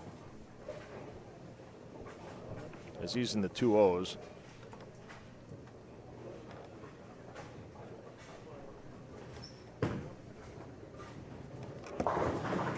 Weedman's going to stay in with that great break. And wow, how about that? Everything fights over the 7, and nothing takes it. So Maverick gets to plus 61. Hersha can get to plus 82.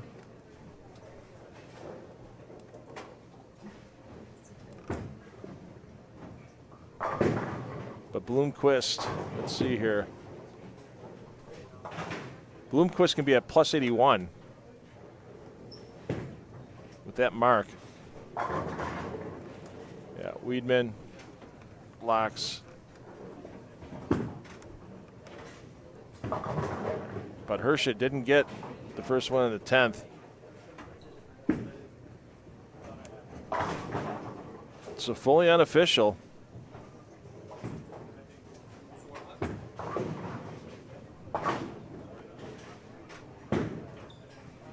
Let's get Hersha's final score, 205. So Hersha gets a plus 60, Maverick plus 61. We know Dombrowski in the plus 90 range, Bloomquist plus 81.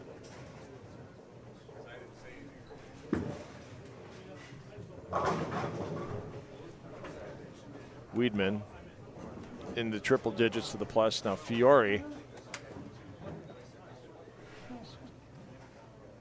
can lose, well, Fiore needs a good count. If Fiore goes 9 miss, it's a 159, he loses 41, that's still plus 65. If he Greek churches or washes out or something on the first ball, it could make life real interesting for Ethan Fiore. As in real interesting. Because right now the plus 61 at Bailey Mavericks on the bubble.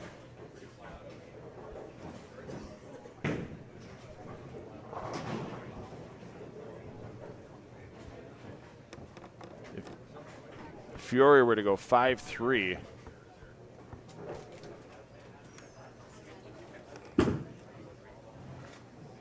Fiore would end up with plus 60, 106.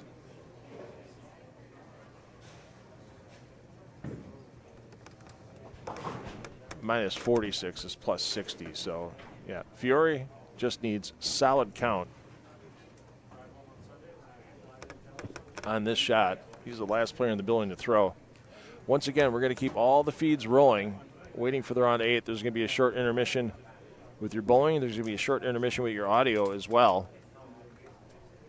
And we'll have bowlers on lanes 5 through 8, 11 and 12, 13 and 14. So your feeds on 1 through 4 are going to go away.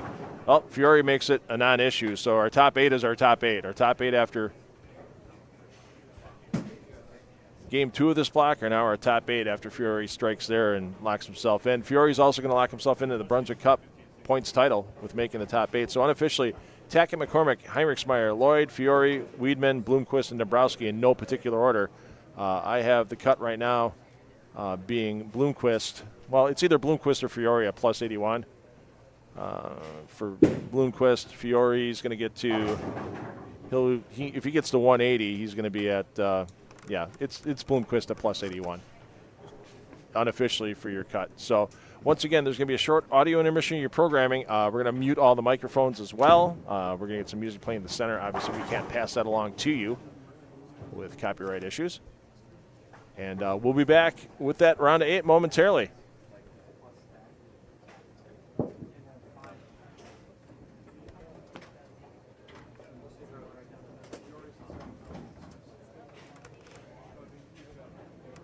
Okay, that concludes our 3-game semifinal round of 16 matches. The 2025 PBA Bowlers.com Central Classic presented Moxy's Xtra pair. Unofficially in 8th place, plus 81. Bloomquist plus 81, unofficially. Plus 81. We will verify the scores and make sure that number is correct. We'll begin the next round in just a few minutes. Position 1 will be on lane 5. Position 6 will be on lane 6. I'm sorry, 1, 2. Position 3, lane 7. Position 4, lane 8. Position 5, lane 11. Position 6, lane 12. Position 7, lane 13. and position 8 on lane 14.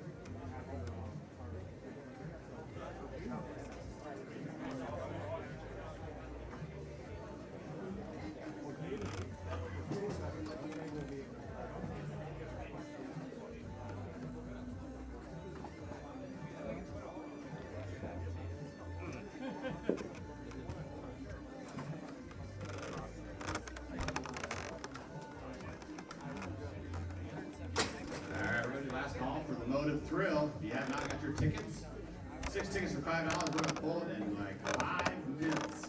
Oh, you guys out there need a new bowling ball. 6 tickets for $5. The Motive Thrill.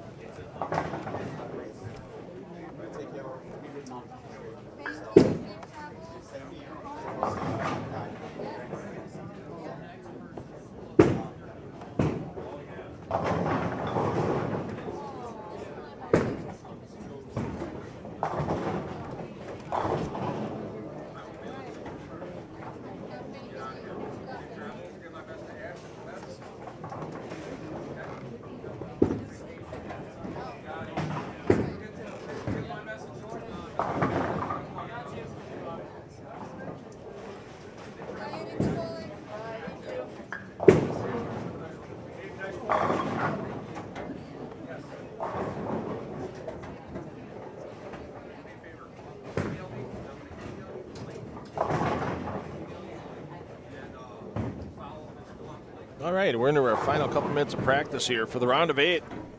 2 games. Short, sweet, and simple.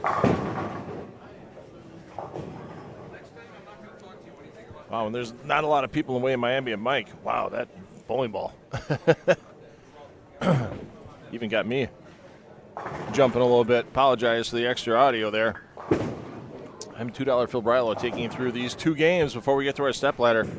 We're going to be pushing probably about 5:15 p.m. for the stepladder for the start at this rate. We'll confirm with Rick Hardings and Bobby Jekyll because there will be a fresh application of the 38-foot Viper pattern for the players in the stepladder on lanes 9 and 10. And along with that application, it does have to set up for about 15 minutes before they start practice. You got to make sure that you let it set up. If you don't, you could have some pretty good issues with oil migration where it really moves fast.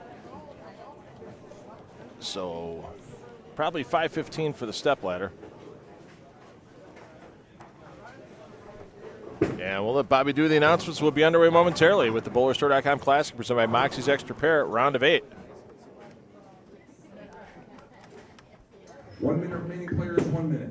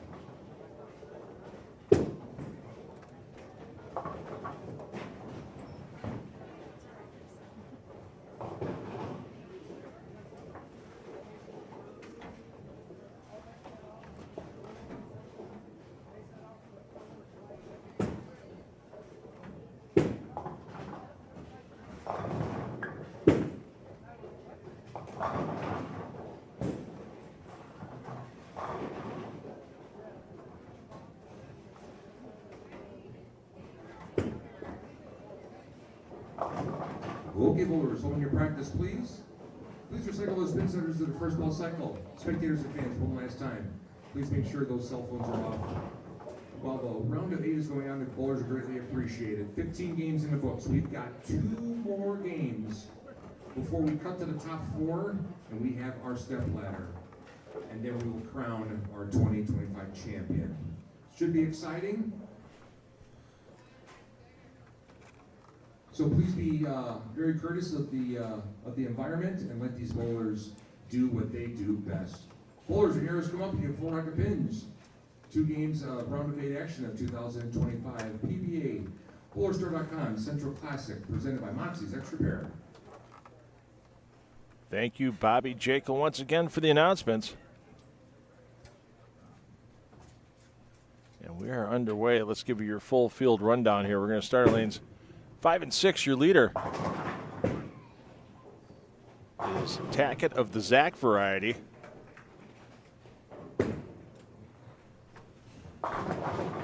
Great start for Tackett all day long. Between his 4 games in the Cashers round, first 2 games in the round of 16, his low game was 224, but final pair bid him 181.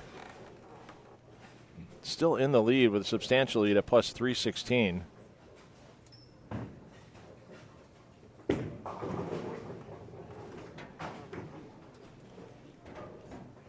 85 pin advantage over Trey Heinrichsmeyer. Thing was, going into the last game of round of 16, Heinrichsmeyer was down by 162 pins. A 258 by Heinrichsmeyer shaved Tackett's advantage basically in half, as Heinrichsmeyer at plus 231. Next door, Rick McCormick. He'll be your bowler A in your scoreboard. McCormick third at plus 182. 149 to the positive for Brett Lloyd. Your bowler B on lane 8 scoreboard at 149 over. Now let's get down here. Pardon me. 11 and 12. This will have Zach Weedman, Bailey Maverick. I was joking around with Bailey after the Cashers round this morning as he just snuck in. And I said, you can't get cold watered forever. He goes, if I get getting cold watered all Cashers round. I go, you can't get cold watered forever. Trust me. Trust me, Bailey. See, 237, 259, 211 for plus 107 on the 3 games in the round of 16 to get Maverick up in the 5th, just outside the Stepladder. He's got to make up 21 pins on Brett Lloyd to get in that number 4 spot. Zach Weedman, who you just saw toss. Weedman at plus 112 in 6th.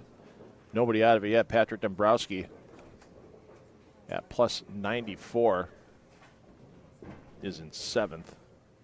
You'll see Dombrowski momentarily as we get down to him.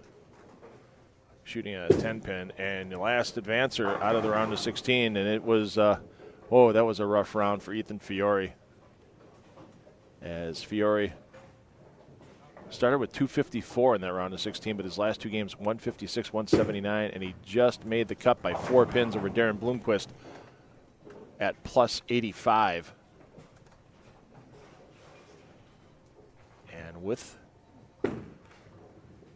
advancing into the top 8, that locked up the Brunswick Cup points battle for Ethan Fiore. As our points finishers did not change from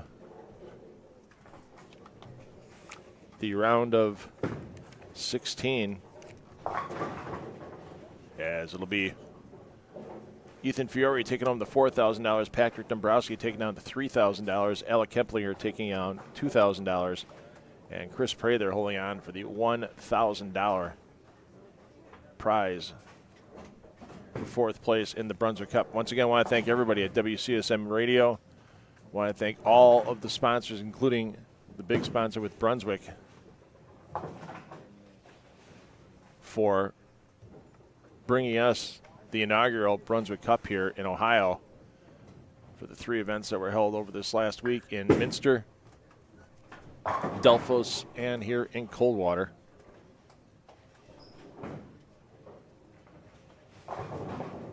Looking forward to year 18 of this event and year 2 of the Brunswick Cup next season. Well, Heinrichsmeyer just continues to strike. Zach Tackett's found a way to continue as well to try to keep Heinrichsmeyer in the rearview mirror, and it's not like Heinrichsmeyer as a non-member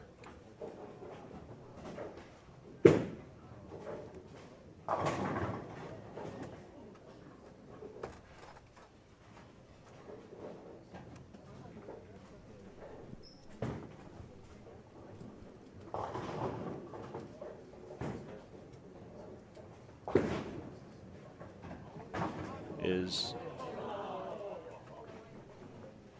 not experienced under these pressure situations. The last 2 years at a PBA Midwest Regional in Lockport, Illinois.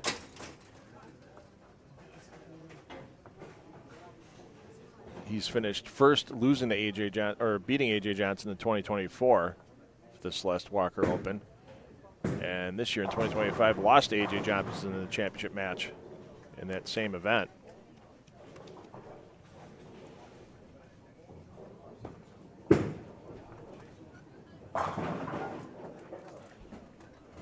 And Trey's been under the TV lights before, as we mentioned earlier.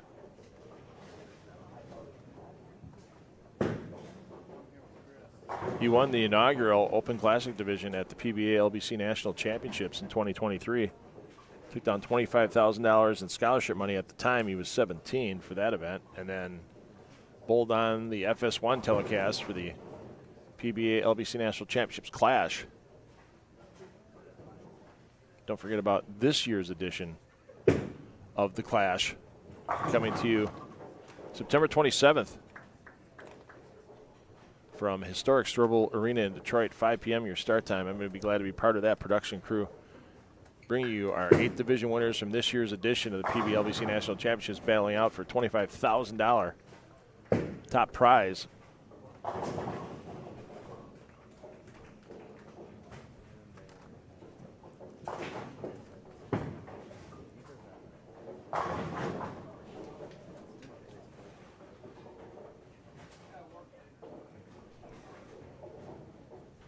So Heinrichsmeyer slowly chipping away at the advantage.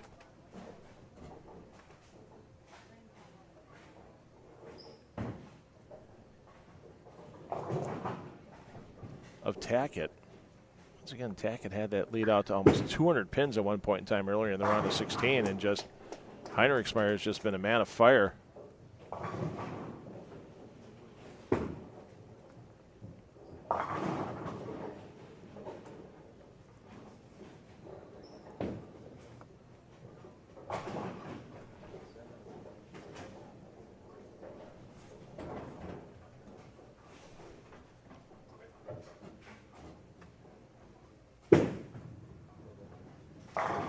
Tackett keeps firing right back. McCormick having some struggles here early in game 1 of this round of 8.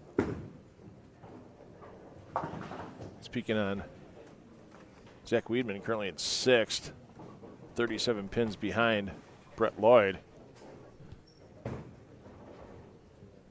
and 70 behind the 3rd place Rick McCormick. You'll see Zach Tackett coming into the left side of your picture. For a 38-foot pattern, these players are playing it like it's a 48-foot pattern, but once again, welcome to Coldwater, where your outsides don't play and your insides sometimes seem like Velcro.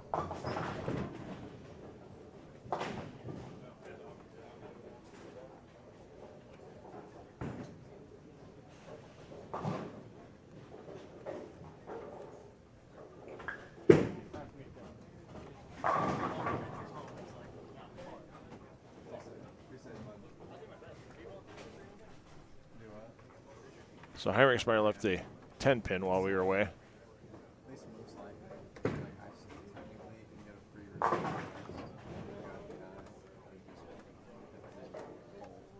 As Maverick trying to make the big run.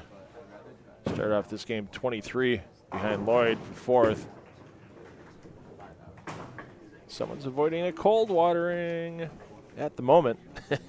You just never know when it's going to jump up and find you. So I did get the official standings here from Bobby Jekyll. It will be Ethan Fiore taking down the Brunswick Cup, $4,000. Dombrowski second for $3,000. Keplinger third for $2,000, and Chris Prather fourth for $1,000. Let's see what Heinrichsmeyer can do here.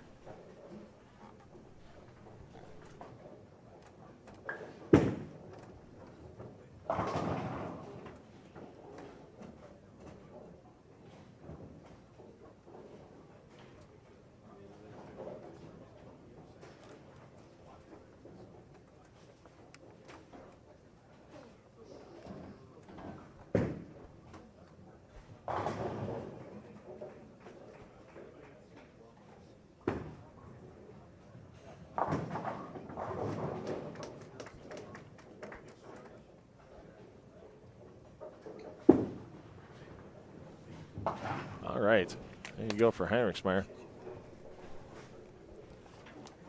So for those of you wondering, because we mentioned that Heinrichsmeyer had a good finish earlier in the season in Lockport, Illinois, and he made a cash in Delphus on Thursday. How can a non-member be bowling for money in a third PBA regional event as a non-member? Well, the PBA rules are if you are a player in a collegiate program, you can bowl as many PBA events as you can get into. You don't get any priority getting into the events, and actually Trey was on the waiting list up until earlier this week. He wasn't sure he was going to be able to get into the tournament here, but a couple drops from players. Heinrichsmeyer found his way into the field, and now he's finding his way trying to get a big payday before he has to go back to Wichita State. And I don't think the drive's going to start tonight, but it's definitely going to have to get there tomorrow. He's got about 13 hours ahead of him, he said. So that'll be an all-day Monday getting back to school. We'll check in on the scores of our other players here.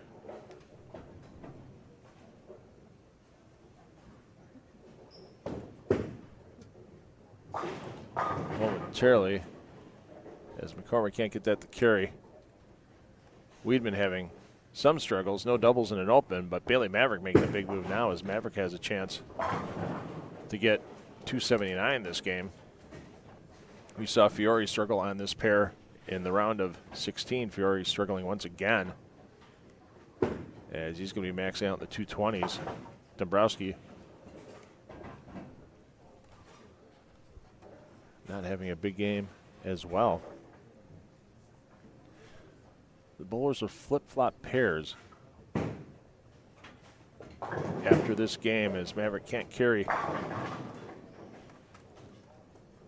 that pin out. So Heinrichsmeyer and Tackett will go to 11 and 12. Maverick and Weidman will go to 5 and 6, and then Lloyd, McCormick, and Dombrowski Fiore will flip-flop pairs, and that's trouble for Lloyd. He gets away with it, but the way these pairs have been playing as we get later and later in this event on this 38-foot Viper pattern, I'd take 5 and 6 over 11 and 12 any time over 7 and 8 and 13 and 14. I'll double confirm that move with Bobby. That was the move we had last week. Is yikes. Maverick just covers. That pinned. Heinrichsmeyer looking to put 268 on the board here in his opening game. Take a few more pins of that deficit. Just tack it and throw him away.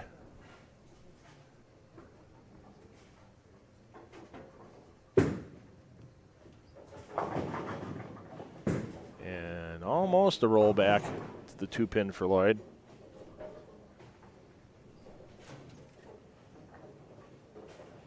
Maverick taking a re-rack, so we haven't missed his foundation frame shot yet.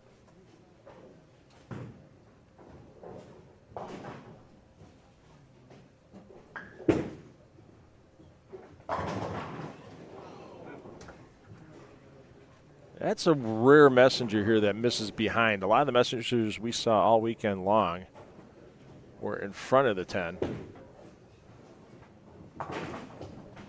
That messenger fell off right about the 9-pin spot.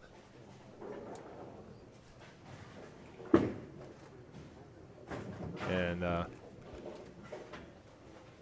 was just a rushed frustration there. But 256, great game for Heiringsmeyer as he tries to let Tackett know, hey, I'm still on your tail, and you don't have that number 1 spot locked up quite yet. Maverick just struck in the foundation frame. We'll get back for his 10th frame. And McCormick gets away with the break, so we saw both the players on 7 and 8 get a crossover carry. The most recent shot on lane 8. Yeah, I do not envy McCormick and Lloyd having to go down to 13 and 14 as Tackett finds an issue in the 10th. Spear keeps him in the 220s.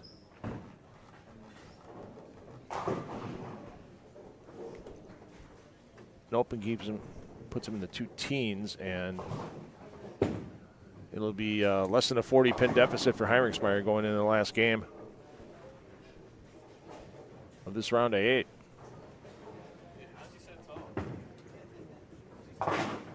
So good cover there by Tackett. So it'll be close to 50 pins off my quick calculations. I'm trying to juggle 8 sets of scores here.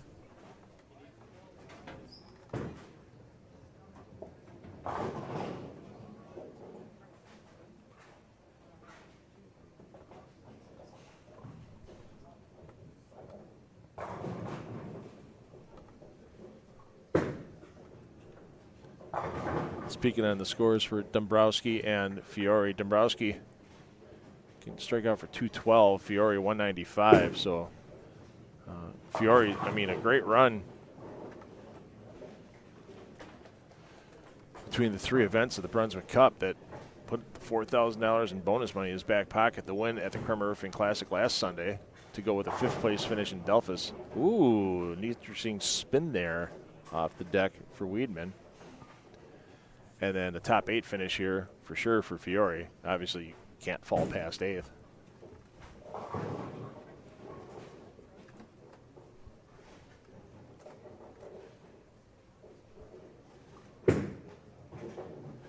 Lloyd, first ball, 10th frame, gets them all to go.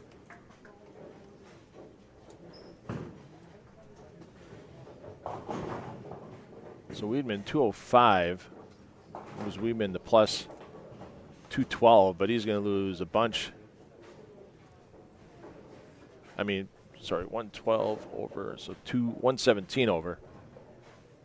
Maverick, though, got a chance to pass McCormick and Lloyd with a big finish here. Maverick can get to 258.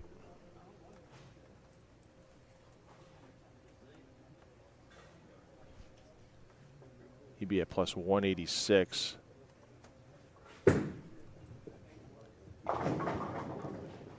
Lloyd's not going to be able to get to plus 180. Maverick can. And checking McCormick's score.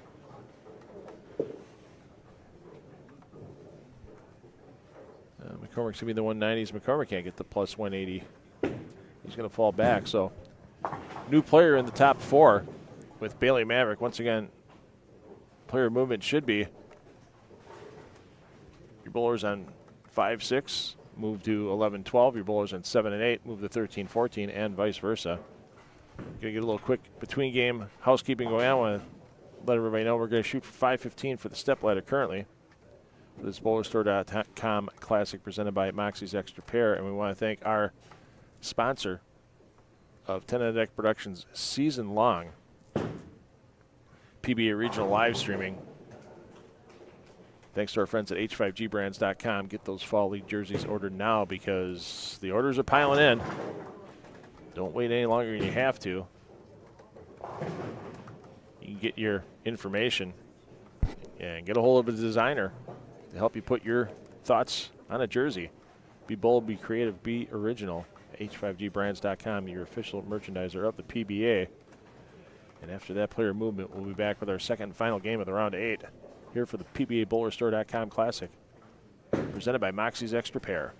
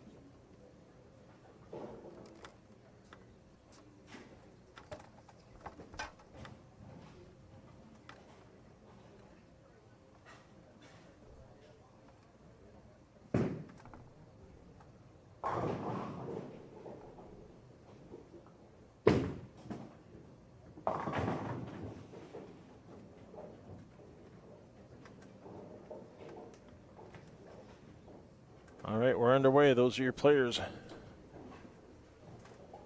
7 and 8 that started in 7th and 8th this round with Fiore and Dombrowski. Maverick Weidman on 5 and 6. They started with Bailey in 5th. Maverick Weidman, yeah, Maverick in 5th, Weidman in 6th.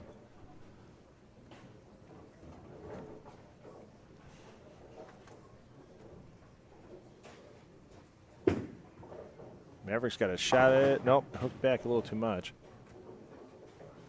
So here we go after 16 games. Zach Tackett still your leader. Tackett your A on this pair, 11 and 12. Heinrichsmeyer your B. That leaves down to 54 pins. Tackett at plus 341, Heinrichsmeyer plus 287. Bailey Maverick vaults into 3rd at plus 186. McCormick hangs in 4th at plus 175. And McCormick goes, there is just no oil left out here. I'm just going to have to launch it. And that one didn't get launched enough. As McCormick crossing with Brett Lloyd. Lloyd, your first out right now. Lloyd's got 28 pins to make up on McCormick to try to get into the top 4. Fiore would need a miracle as Fiore is 118 out. So it looks like Fiore is your Brunswick Cup champion, but not going to make the stepladder here in Coldwater. But what a run he's had in Ohio. I don't know if he's going to relocate, but with all his good finishes he's had. A win, a 5th, and a top 8 finish. Can't complain.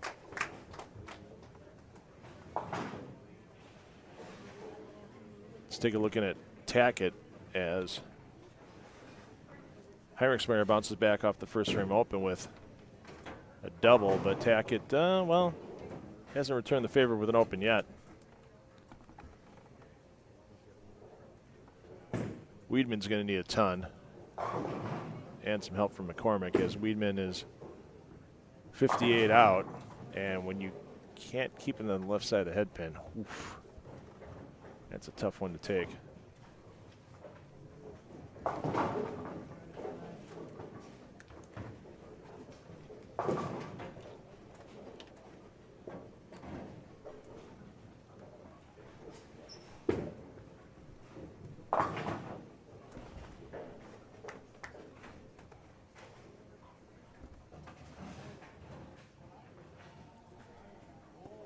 Whoa.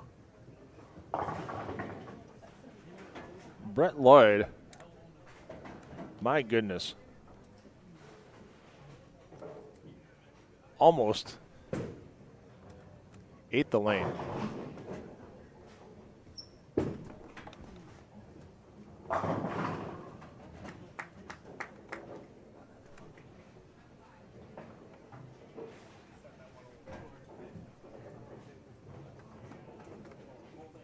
Somehow he managed to hold on before falling over the foul line. I couldn't tell for Zach if that hit the gutter first. We'll find out if he needs a score correction or not. No, he's going to sit down, so that one just held on over the Maverick before Heinrichsmeyer. And it's turning into a lot fest, ladies and gentlemen. Once again, when you get a bunch of players that advance into a round, you'll see different lane play than you did earlier in the event during qualifying, because these players are all going to try to play the same area. Work to open up the pattern, and that's why now it's gotten to the point of if you don't get inside a lofted a little bit more, you can't throw it right. If you throw it too right where it's all burned off, it's going to hook real early, and you get it really far right. You'll take out the 6, 9, 10 or worse.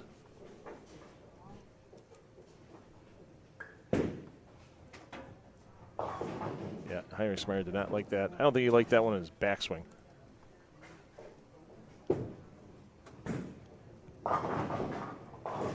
And McCormick, well, he's not having fun on lane 14.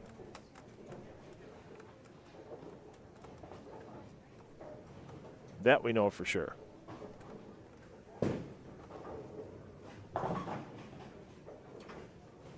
And with that open, I mean, Heinrichsmeyer's got 101 pins over third place. He's not worried about where he's going to be seated in the step ladder. He'll right the ship, get himself, even if he gets himself a $180. Mavericks doesn't have the ability to shoot 280. And McCormick doesn't have the ability to shoot 290.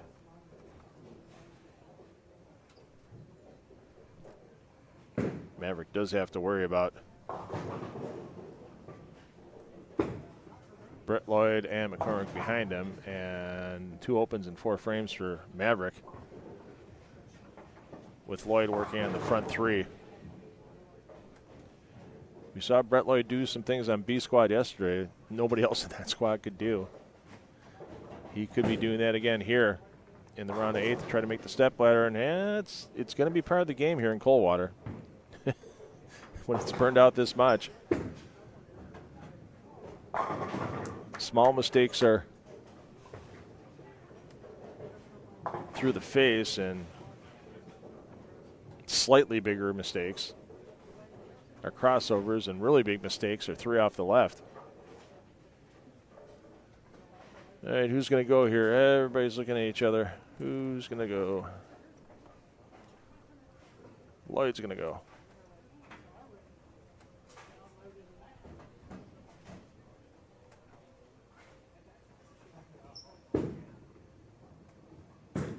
Looking for the front 5. Like I said, a little bigger mistake is a crossover. Small mistake,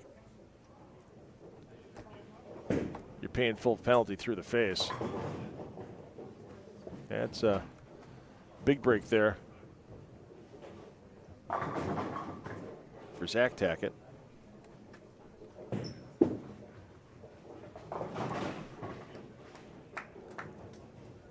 And the open frame.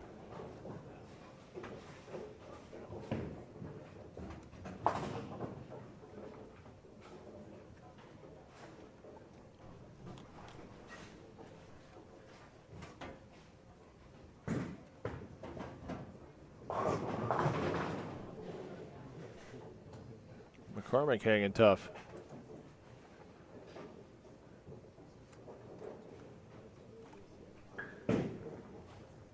Heinrichsmeyer, all or nothing so far here in game 2. Maverick really needs to right the ship.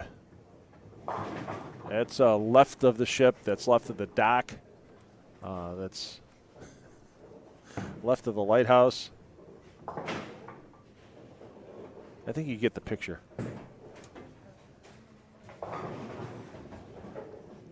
And McCormick on the 4-bagger, but he's got enough to get past Maverick. But McCormick's not the one that Maverick has to worry about. McCormick's already in the top 4. The man that McCormick has to worry about is a man there in the fuchsia and purple with some green and white accents, Brett Lloyd.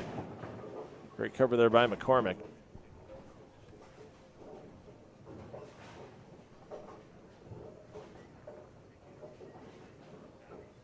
And you can't count Weedman out yet either, even though Weedman's about 70 behind Maverick. Maverick continues to struggle. Maverick's going to throw first. And another split.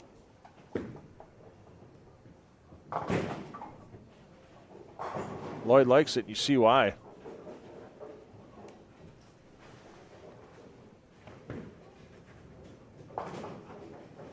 Zach Tackett, not happy, but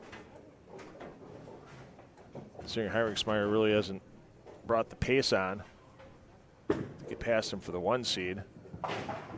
Ooh, Maverick with another open. Hey, ladies and gentlemen. Things are tightening up. Let's see who our fourth bowler in the step ladder is going to be.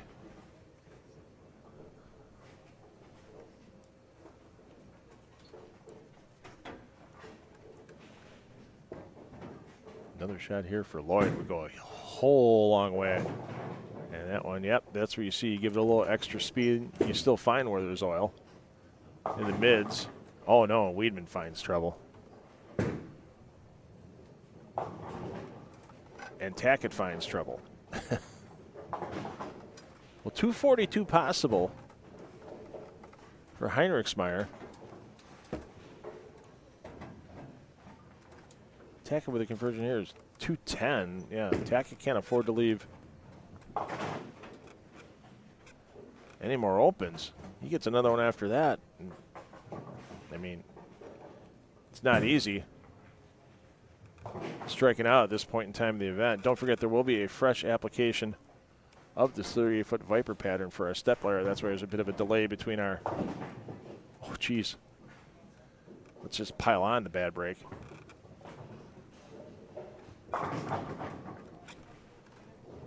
So that's why there's the break between the end of the round of 8 and the step ladder. You're going to have a brand new feed on the PBA YouTube channel for your step ladder, so remind yourself of that. Or if you have your notifications set when we go live, as Dombrowski and Fiore just looking to get out of the way. And wow, another chop of the head pin off the 2 by a right-hander. Heinrichsmeyer needed that one to really put some pressure on.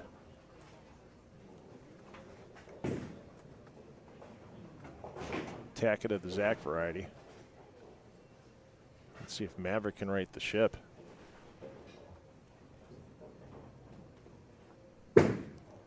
As right now, Brett Lloyd pacing well past Maverick for that number 4 spot.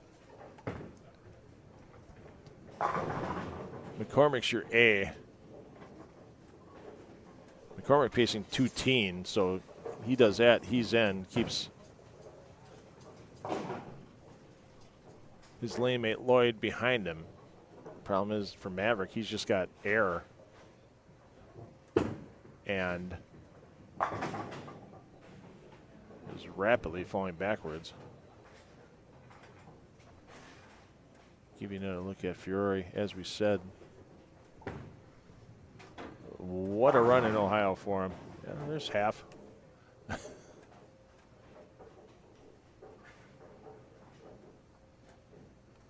McCormick should be jumping into your picture. Oh, he's jumping to get his bowling ball. Let's go to Heinrichsmeyer.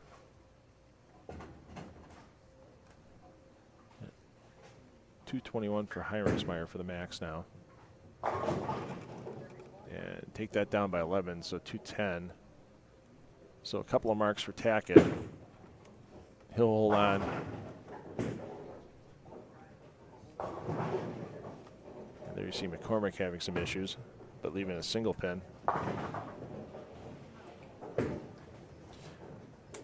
You don't know how glad the 4 bowlers in the step ladder are going to be to see a re-oil of this Viper pattern, even though, yes, it's still going to be tough. It's going to be a lot better for them to see than what they have out there now. So McCormick keeping it clean. That's his key right now. Maverick going straight at it. Gets them both with the ball. There you go, Zach. That'll be enough to keep Zach Tackett in the lead with good count in the 10th frame. Great toss there. Told you what. Brett Lloyd did things on B squad nobody else could do yesterday when they got trashed early. And maybe that could be an advantage for Lloyd in the step ladder. And that's the end of the run for Zach.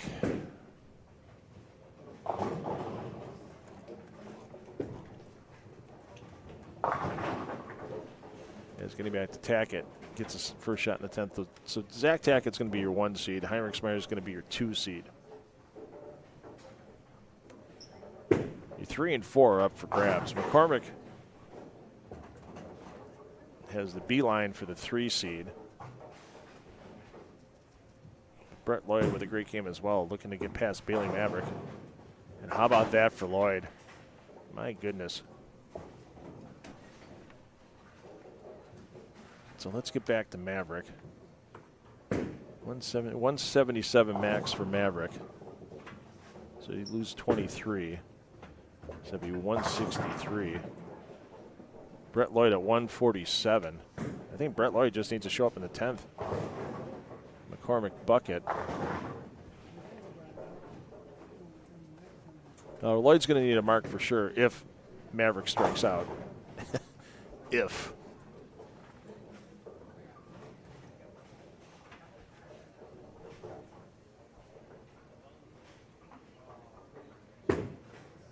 And he switches to the spare ball to try to keep it on line, gets 9.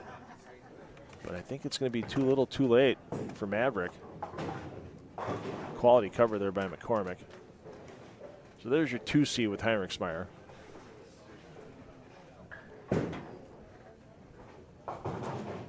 Yeah, that's, regardless, doesn't matter. Nobody can catch him for the 2 seed. Great bowling for Heinrichsmeyer to move himself up.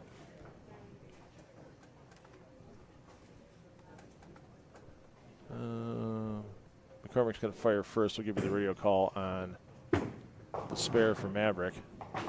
Maverick did get the spare. McCormick, give me the 190s. He's fine.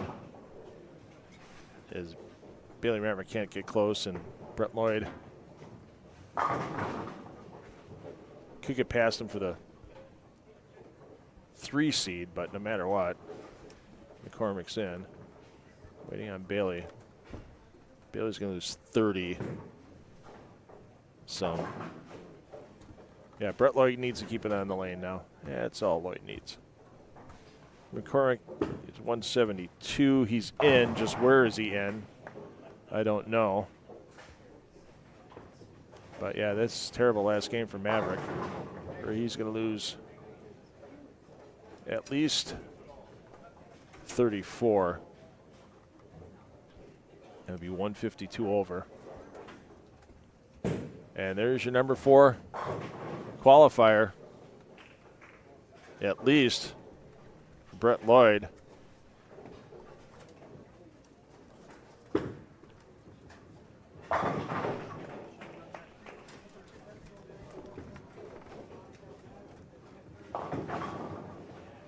And he keeps this one on the lane, and he'll have lane choice in the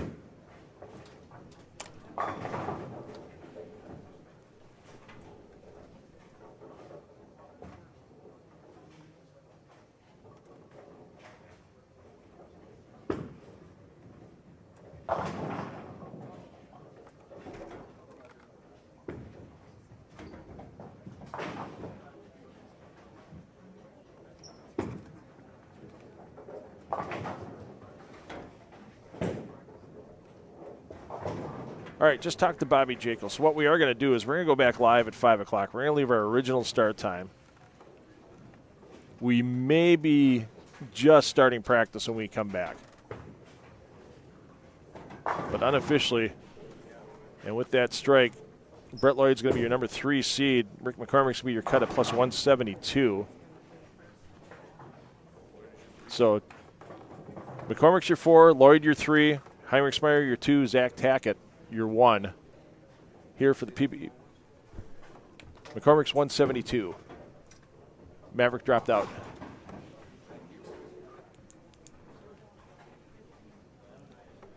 Yeah, Lloyd's going to be in the plus 180. Yeah, 188 for Lloyd.